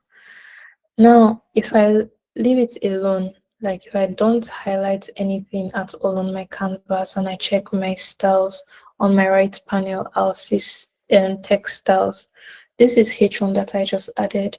It's showing me H1, showing me 48 pixels by 56 pixels, and this means that the size of the text is 48 pixels. The line height of the text is 56 pixels. That's what it means. So I'm going to add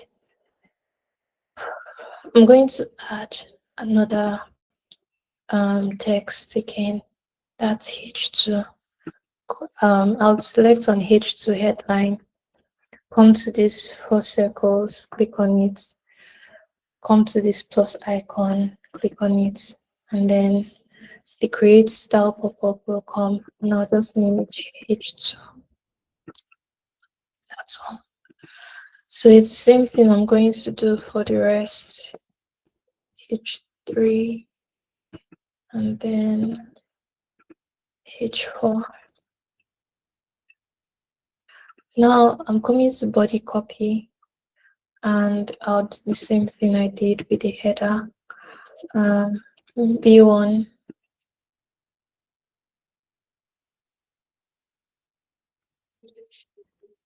B2, and lastly B3. So that's how you add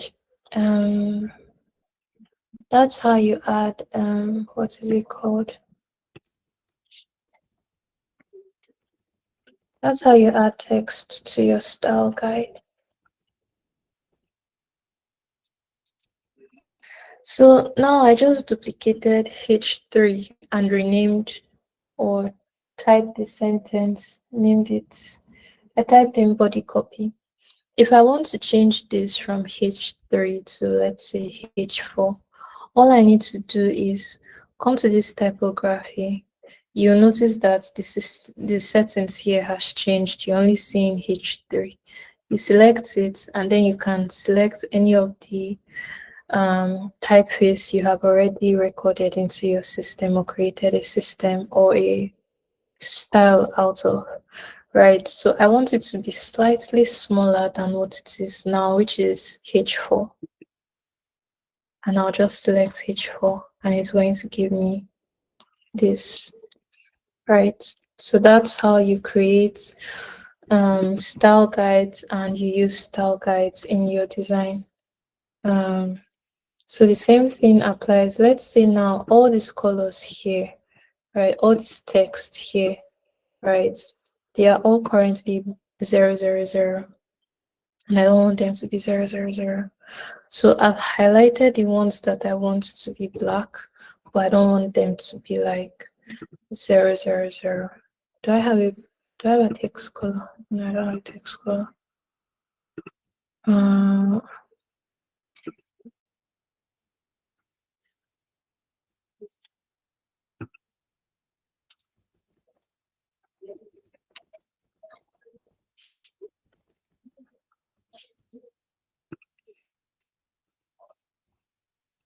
Sorry, I just remembered that I didn't create any text color style.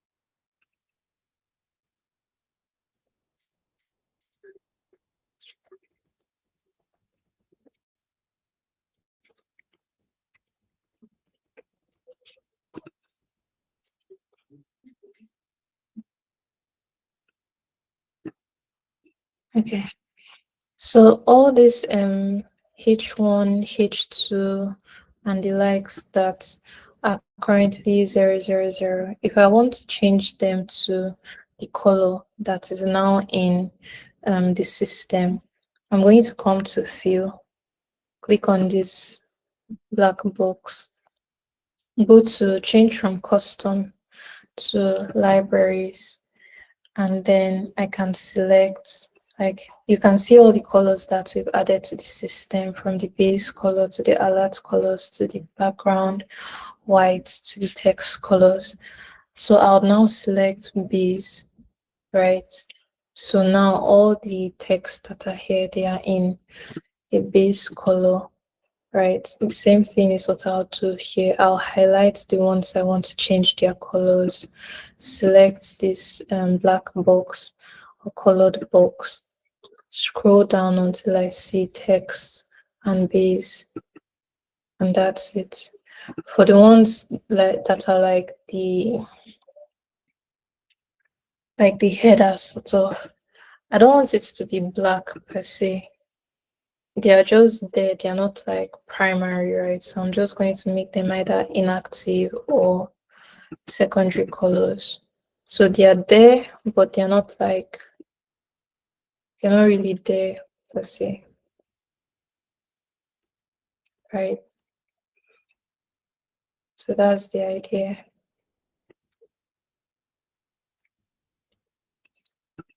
So I'll do the same for these guys to change them from 000 to text secondary.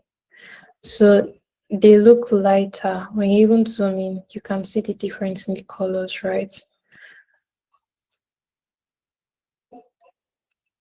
So there you have your typeface settings. I'm going to move this to the mood board for those of you who would want to check it out later.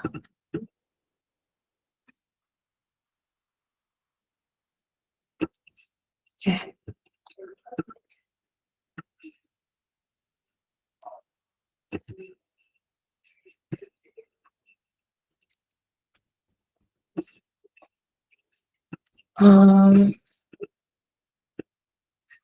So now I'm going to create a section where I'm going to add my phone. Remember, to create a section, you can either come here or do Shift S on your keyboard and then drag, and you've created your section, right?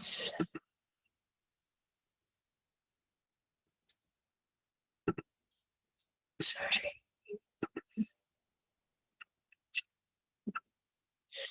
So the phone we had created before, we're going to just drag and drop into this section that we now have. And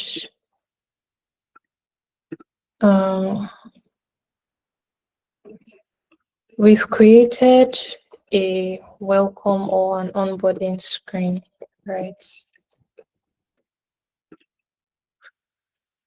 So I'm just going to make a duplicate of this. To make a duplicate, you can select the phone frame and Control D, which will duplicate it immediately.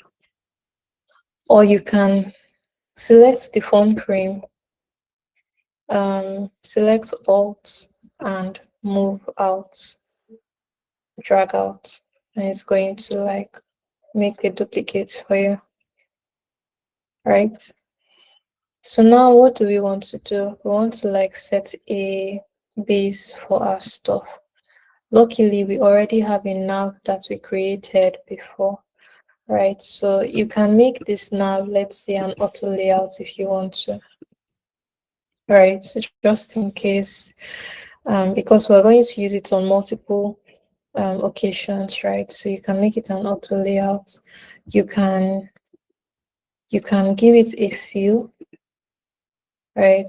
Let the feel be like probably the white color, the background color, right?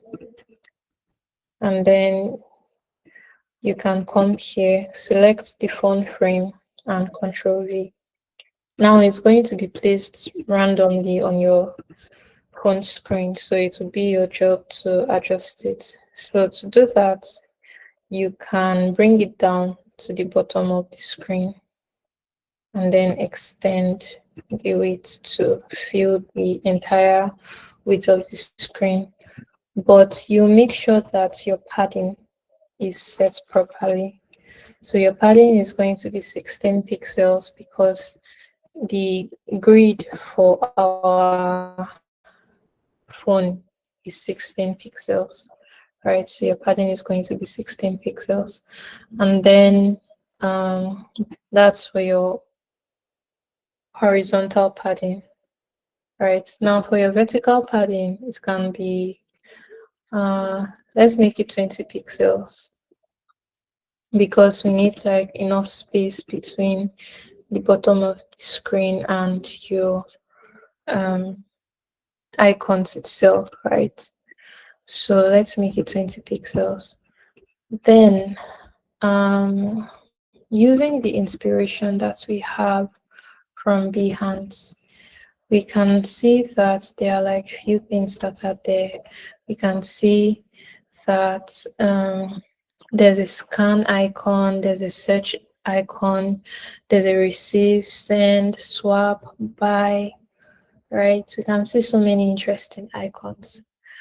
So you can bring your plugin, your huge icons plugin, and get started. You can start importing all the icons that you need. So we have a scan. If you don't see something reasonable for your scan, you can attempt using other keywords like QR code, and it's going to bring something else for you.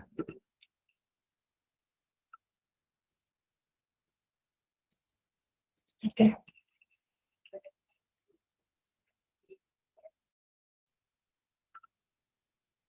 So you have your QR code or your barcode. Then you can search for the search icon. It's going to bring it out.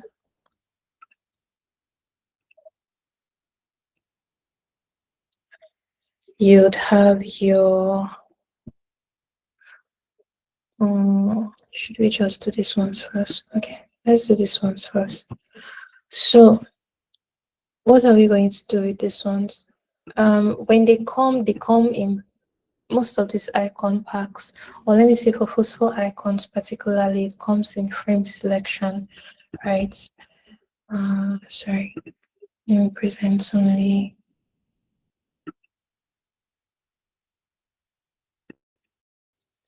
Yes. So most of these icon packs, or phosphor icon particularly, when it's importing an icon into your Figma file, it's importing it in a frame, right? So this frame, when you do something like Shift A, it converts that frame selection to an auto layout, right? So you can now like give it proper alignment and padding and all of those things without any worries. So I've converted that frame selection to an auto layout. Same thing I'm going to do for the barcode. I've made them both auto layouts now, right? So I'm going to add a field to them. I'm going to give them like a soft fill. Let's give them an active fill. And then this white, sorry, that black color, we're going to change it to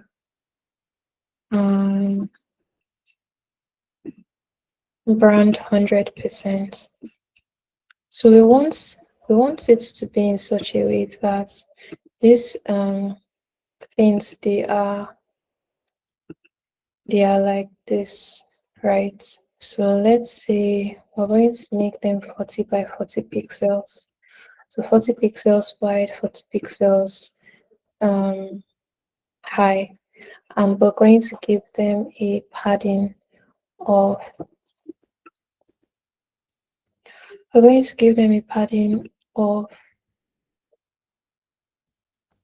pixels, right? If you want to, we can make it 48 pixels. Give them a padding of 80 pixels, right? So since they are both highlighted and I want them inside the screen, I'm just going to drag them and drop them inside the screen. Okay.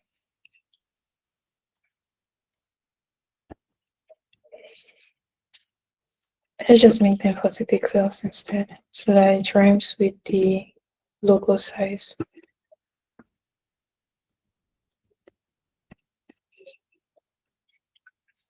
Okay.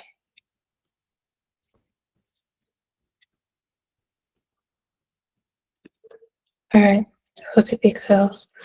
And then I want to have these 4 things, these 4 options: receive, send, swap, and buy. Right, so I'm going to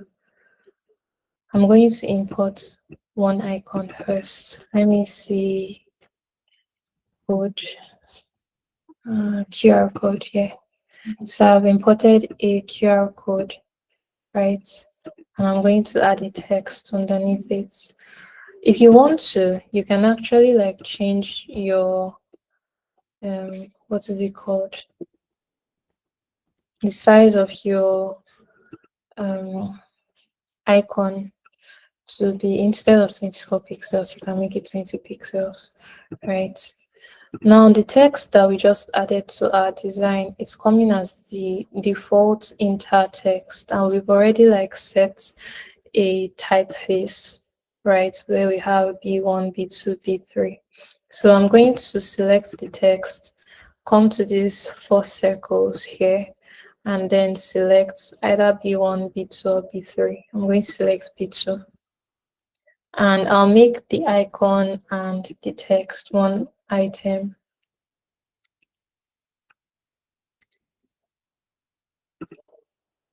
Right, Shift A. Let me name it action.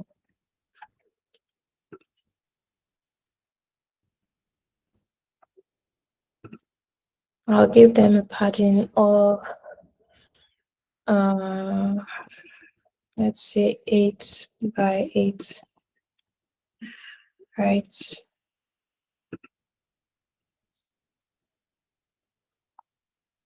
Yeah, 8 by 8. I'll give it a fill. Let me give it a fill of 10% and add a corner radius of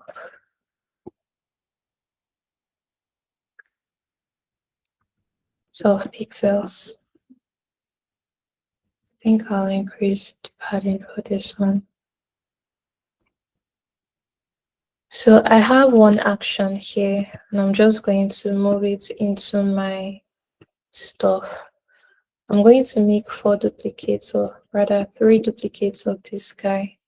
1, 2, 3. So if you want to, you can actually like make the width of your containers to be the same width as each column on your grid, right?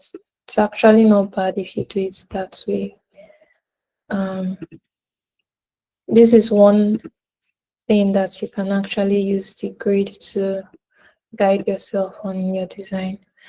So now the width for each container is 77 pixels.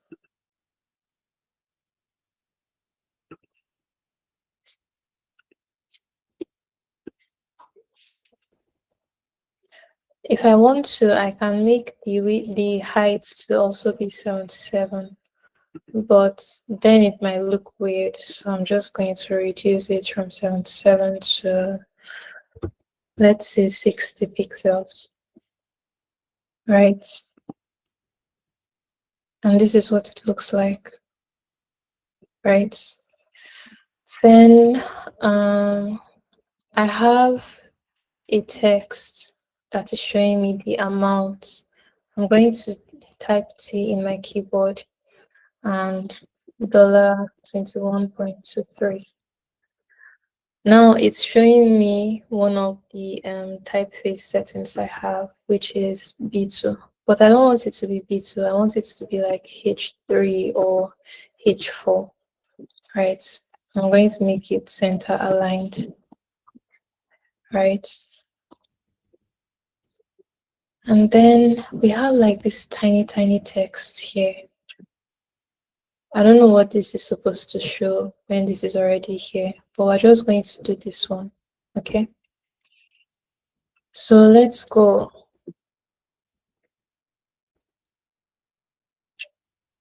Plus 1.74%. No, I don't want this to be H2. I want it to be like B3, right? And we can see that this 1.74% is in a container. So we'll make this an auto layout and give it a feel of, let's say, 10% to, and the text color, we can make the text color to be base brand color 60%, right? We'll reduce the padding to like 2 pixels and 6 pixels, and then give it a corner radius.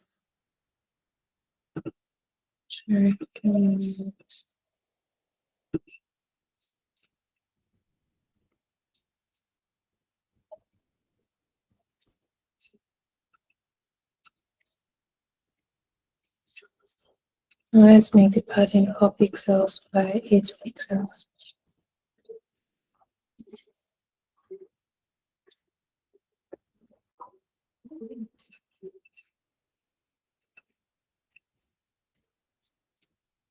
So now we have this, and we have this.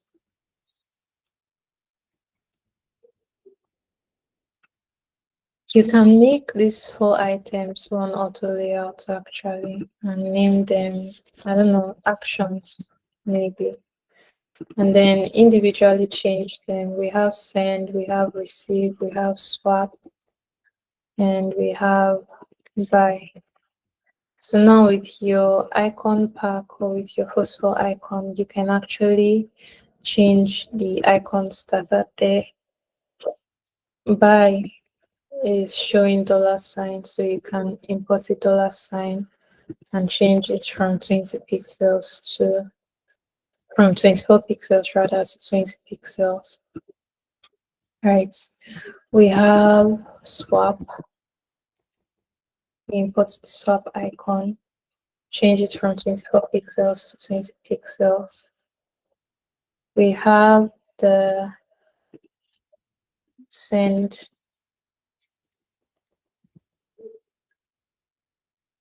Import it, change it from 24 pixels to 20 pixels. So now you have like all your stuff here. Again, if you don't want it to be like this wide, if you don't want the gap to be this much between them, you can actually reduce it, right?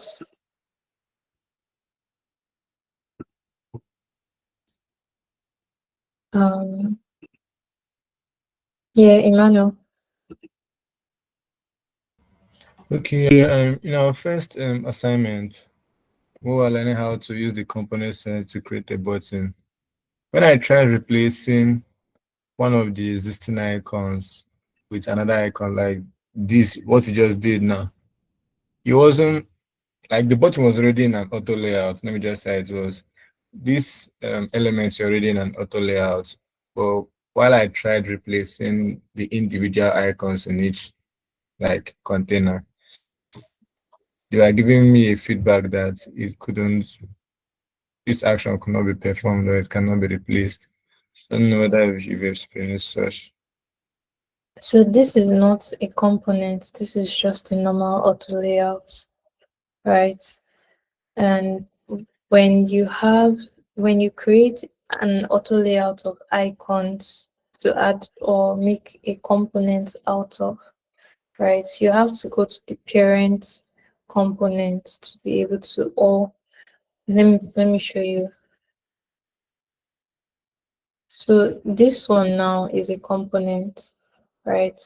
And in it there's an auto layout of icons. If you can see the nav, if you can see the left panel, you see that you see icons, which is an auto layout, and then the text, that is the home text, right? So I created like what is it called?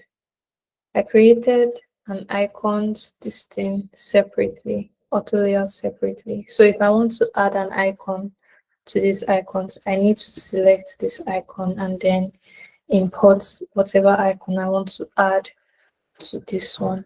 This is the parent component, so that's why whatever icon I add to it will be imported without any problems, right?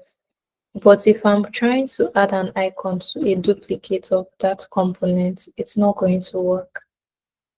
So you have to add the icon to the parent component instead of the duplicate.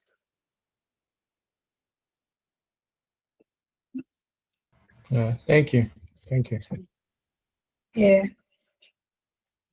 So we have this, we have that. Let me change this color over here to something else. Let me see. Is there any color I can use? Well, let me try using this one. Is it highlights?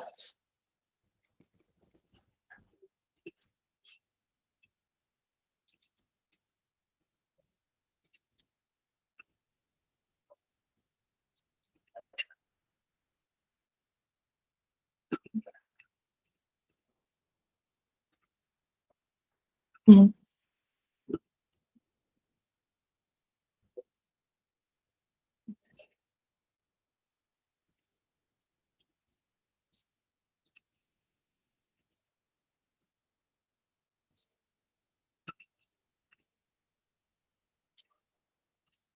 Okay. So if you want to, you can still like make this one even bigger.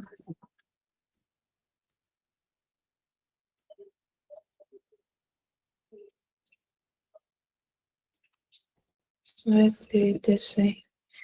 What do we want to do next? Next, we want to add a search engine.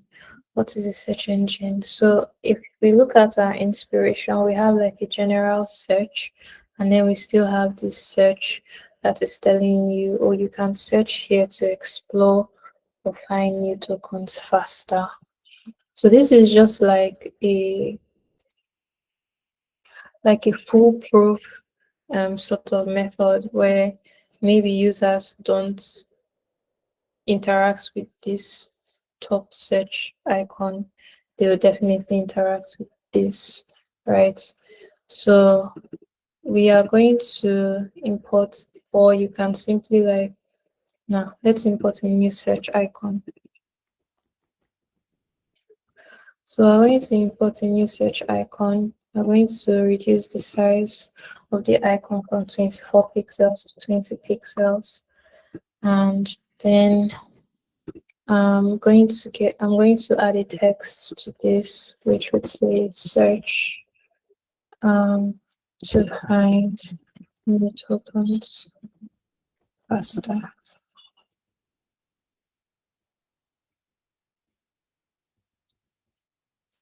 So I'm going to change this from body copy 2 to body copy 3. And I'm going to change the color to text inactive because it's not like really important per se.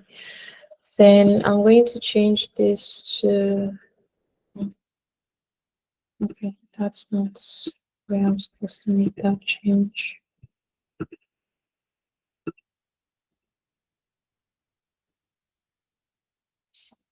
Let me use text secondary instead. I'm going to make this search and this icon one item. Name this search. Okay.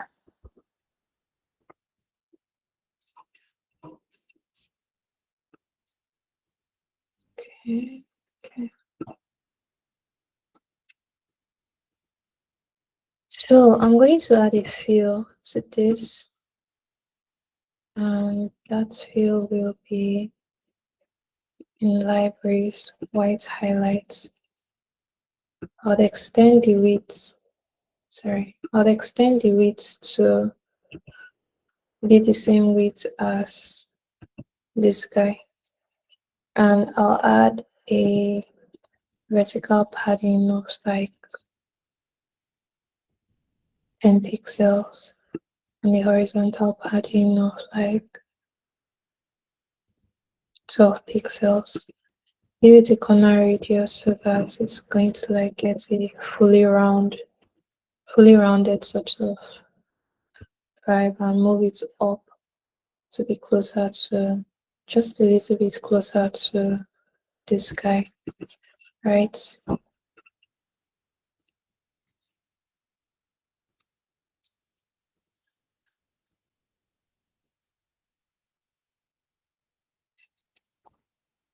Then what else? Then we have like these small cards showing a token and then showing the value of the token and how much of the token you have, right? And if it has dropped or increased, right? So we're going to bring that out too. How do we go about it? We're going to use text to bring out the name of the token. The name of the token is Ethereum. This is body copy 2. You can leave it as that, or you can make it body copy 1. I'm making mine body copy 1. You make a duplicate of this and bring it underneath and change it from body copy. Change the duplicates settings from body copy 1 to body copy 10. Make it 0.00687. Now the reason why we're doing this is because this number is not very important per se, right? And remember the whole hierarchy stuff we used to talk about, right? Now another way we can communicate hierarchy is through color. So I'll make this one black color. I'll make it the base black color, right? And then I'll make this 0.000 to be like you can make it like a secondary color or an inactive color. So these two texts now, I'll make them an auto layout, rename the auto layout texts. Now we have like a circle here that is supposed to show us the logo of the token. So I'm going to type O on my keyboard. O is basically to bring out an ellipse, right? An ellipse shape. And I'll hold down Shift and then drag and drop on my screen. So when it comes out, when the shape comes out, when the ellipse comes out, the fill is automatically given. But I don't want a color fill. I want an image fill. So I'll change it from solid color to image, right? That's step 1. Then I would make this image and this text to be one item. So I'll rename the frame to be like maybe logo and name, token name. I like renaming my frames. Now, another information that is on the card is the amount of that token you have and whether it is like rising or falling, right? So you can duplicate the text that you created before by selecting the text and then selecting Alt on your keyboard and dragging out of this auto layout and dropping it. Or you can just go over the entire process again of doing text, typing in what you want to type in, and then duplicating this one underneath, typing in plus $0.36, changing the first text you had from B3 to B1, and then making both of them an auto layout.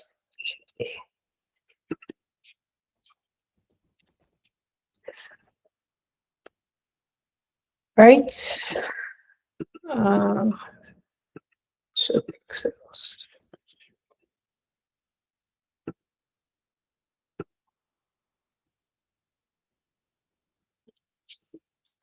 So what next? We're going to make this logo and token and this money text to be one item. And we'll name it token card. So we're going to add a padding of about 12 pixels, right? Vertical padding of about 12 pixels.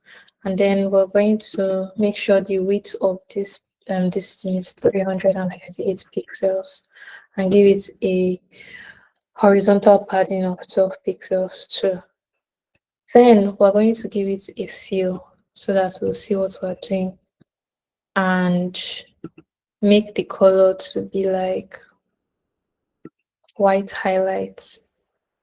We'll also give it a corner radius of about 12 pixels. Or if you want to make it completely rounded, you can make it completely rounded too.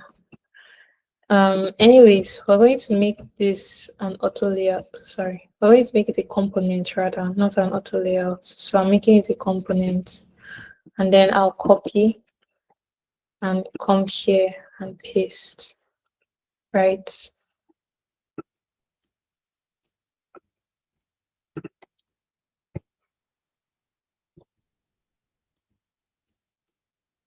Come here and paste.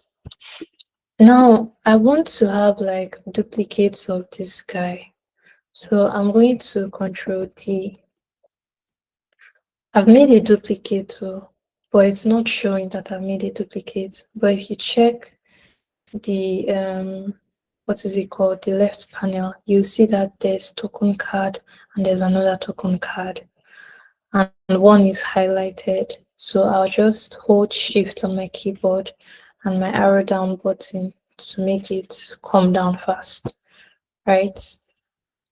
So after that, I'll do Control D again, Control D, Control D. And I have my multiple duplicates of cards. Let me name it tokens, right? So I have like multiple tokens now that I can use. For this one, the color is supposed to be like a warning color or a red color, you know, that sort of thing, right? So if I want to like individually change them, I can change them individually, right? Now to adding images to your stuff. Let me see. It's 12, okay. Should I do 16? Let me do 16 by 16. Should I leave it this way? Should I make it completely rounded? Let me make it rounded. I think you make it rounded and then increase the gap between them a little bit. Yeah. So I've made them rounded, and then you don't need to like have the gap to be like much per se, but whichever one works for you. I've made them rounded, and this part is not looking good, so I'm going to work on it.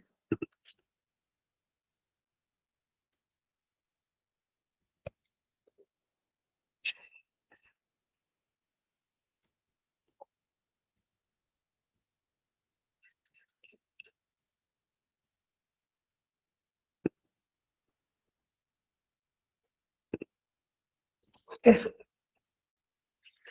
So we have all this, and what else are we looking for? What else do we need? Images, right? So now let me share my entire screen so that you guys will see.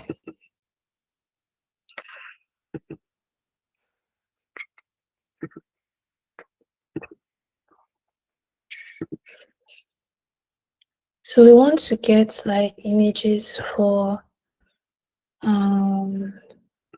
logos, right? We can see Ethereum, we can see USDC, Solana, and then Ethereum again.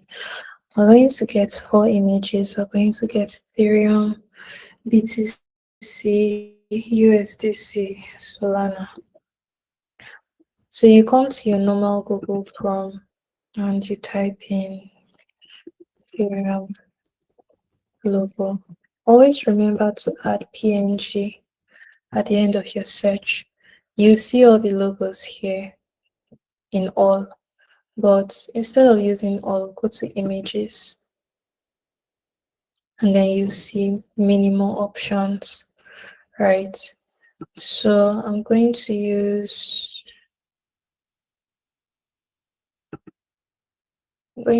this one. You can save the image.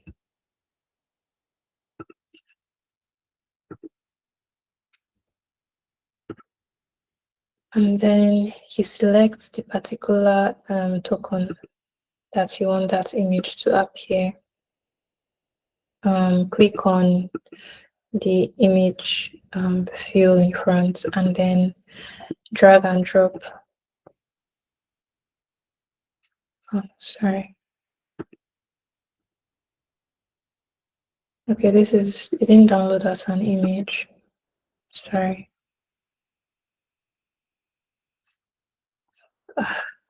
Is it?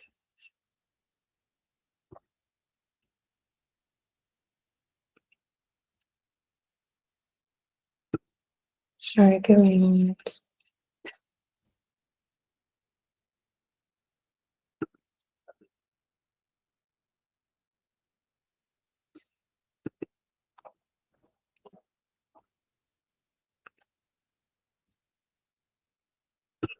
Okay, it didn't download as an image. Downloaded as a web. So let's try this one.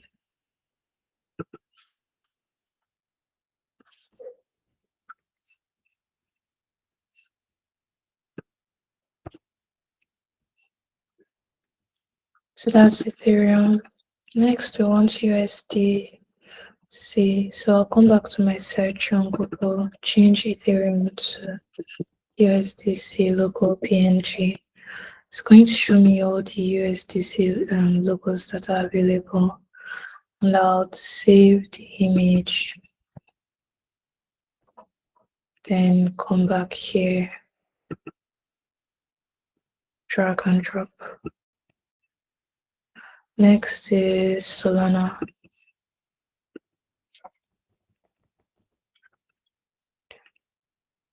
I'm going to save the image.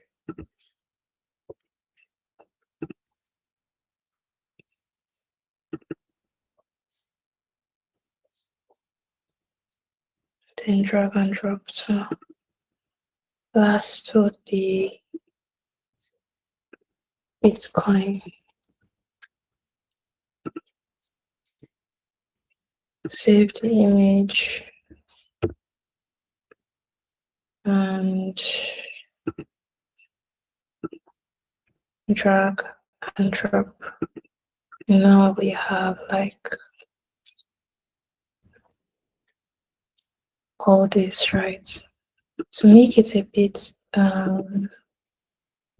interesting, you can change, because this is the home screen, you can change the color from black to like blue, right? So that is going to indicate that this is what they'll see on the home screen, right?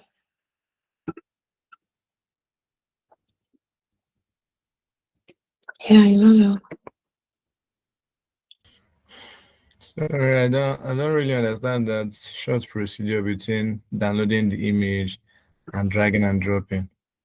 What did you actually do with the dragging and dropping?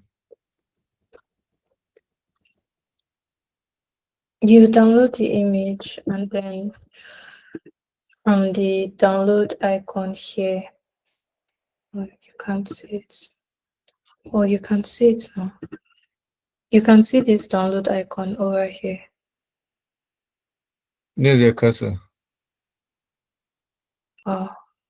So when you download an image, right, Yeah. a download icon is going to appear on your overall browser nav at the top.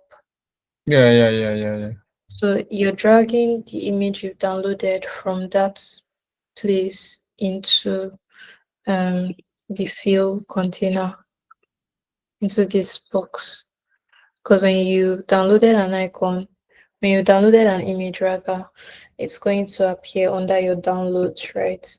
And there's an icon to like help you to see your recent download history. So when you click on it and then you can see what is in your recent download history, you can see the image you really want to add. You just drag and drop it into the fill. Okay. So is there any like default size for the ellipse form that it's based on the one you like the So for information? me, what I use to determine the ellipse size is this my text now, Yeah. my Ethereum and 0.0 yada yada. When I made it an auto layout, it gave me a height which is 38 pixels, right? Okay. And I want the circle to be a perfect circle. So that means the height is going to, if the height is going to be 38 pixels, just like the cumulative height of the text, then the width also has to be 38 pixels. So that's how I got the size for this one. Okay. I That's don't fine. want a situation of the text looking bigger than the ellipse or the ellipse looking bigger than the text. Yeah, thank you. Yep.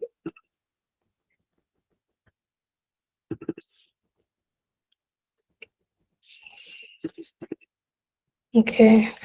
I think the only thing that is left is this Alex Smith and account 2 yada yada. But it's not an issue because you can easily, what we need here is two texts and then an image. We already have something here that's an image and two text, right? You can just borrow it, come here, Control C, come over here, Control paste here, Control V, and then swap it. The bigger text will now be at the bottom. And then the smaller text will be at the top.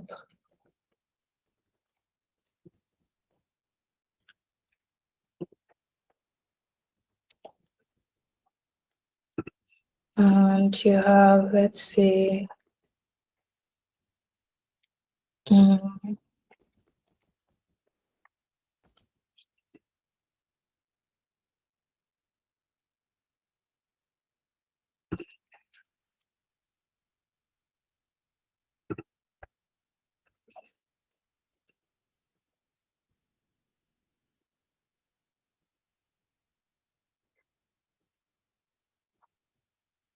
and you just bring this one into, you just drag and drop it into the frame. You can delete this guy and then make sure this one is touching the edge of the column and it is, you know, the same height with the other guys here.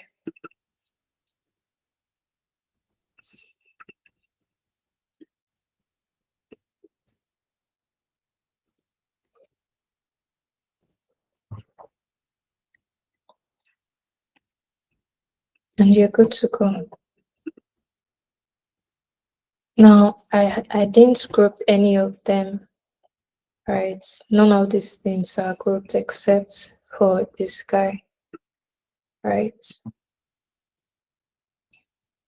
All of them are grouped.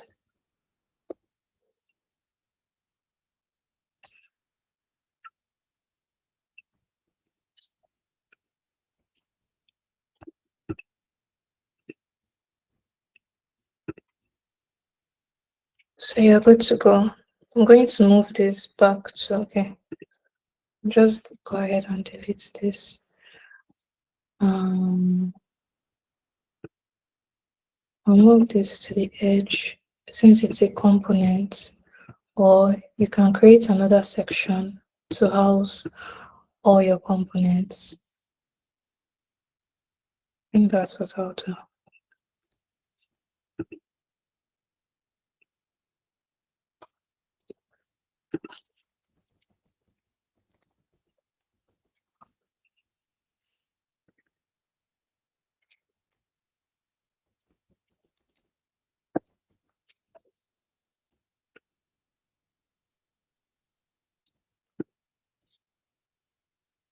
Okay. So that's all for today. Now you have like an onboarding screen, one onboarding screen, and you have your home screen of your wallet. So later when you learn how to like do all those gradients and stuff, you can now like add more.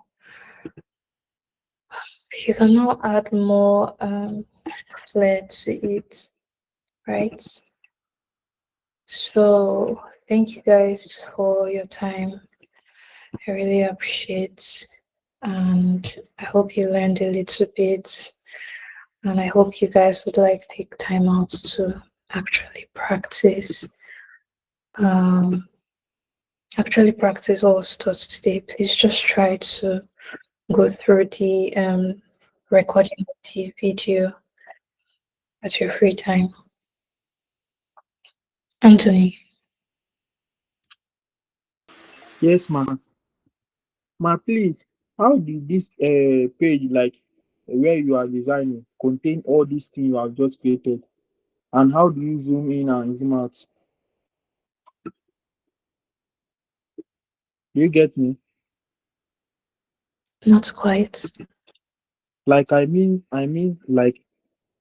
this page, this your Canva. How did it contain everything you have been designing since you started this class? The canvas is a very big, it's like an unlimited space that you can work on. Okay. Right. So you can just, all you need to do is just arrange your stuff properly, and it should accommodate everything you need to work on for a project. Okay. Do you need to upgrade your Figma to do that? No, you don't. Okay. One more question, ma. How do you zoom in and zoom out? Like sometimes if you are doing something, you can zoom in and zoom out. So I use my trackpad to zoom in and zoom out. If I pinch, it's going to zoom out. But if I expand like this on my trackpad, it's going Okay. to zoom in. Thank you, ma'am. Yeah, sure.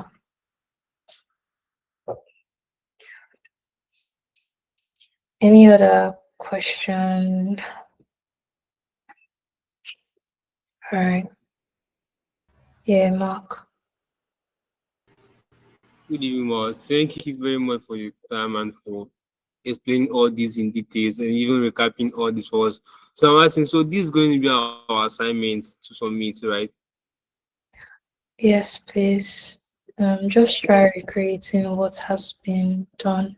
You can play around with that's including the color system and the typography, right? And the mood board.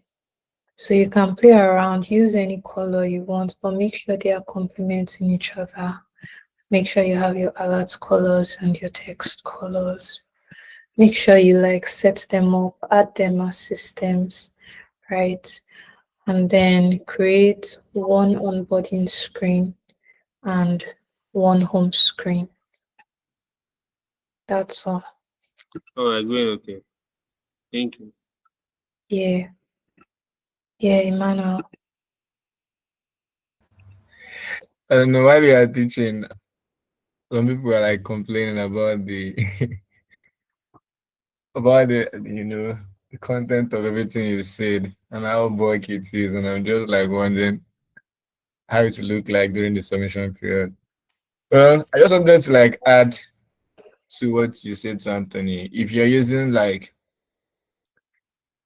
a mouse, I don't know whether you're talking about a touch map, Abi. What did you say?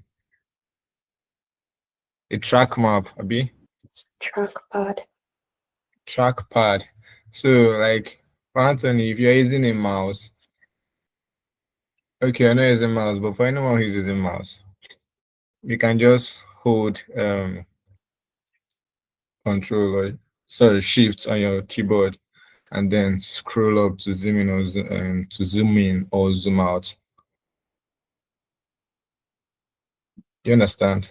Yes, I understand, bro. Thank you. Okay. Yeah. So yeah, control key, I thank you. Yeah, so that's it. Alright, so I know it's kind of like bulky or a lot to take in at once, but you guys will need to take it all in. I beg. Try. I believe in you guys. You can do this. Alright, take care, guys. Success with your exams. Yeah, have a lovely night rest.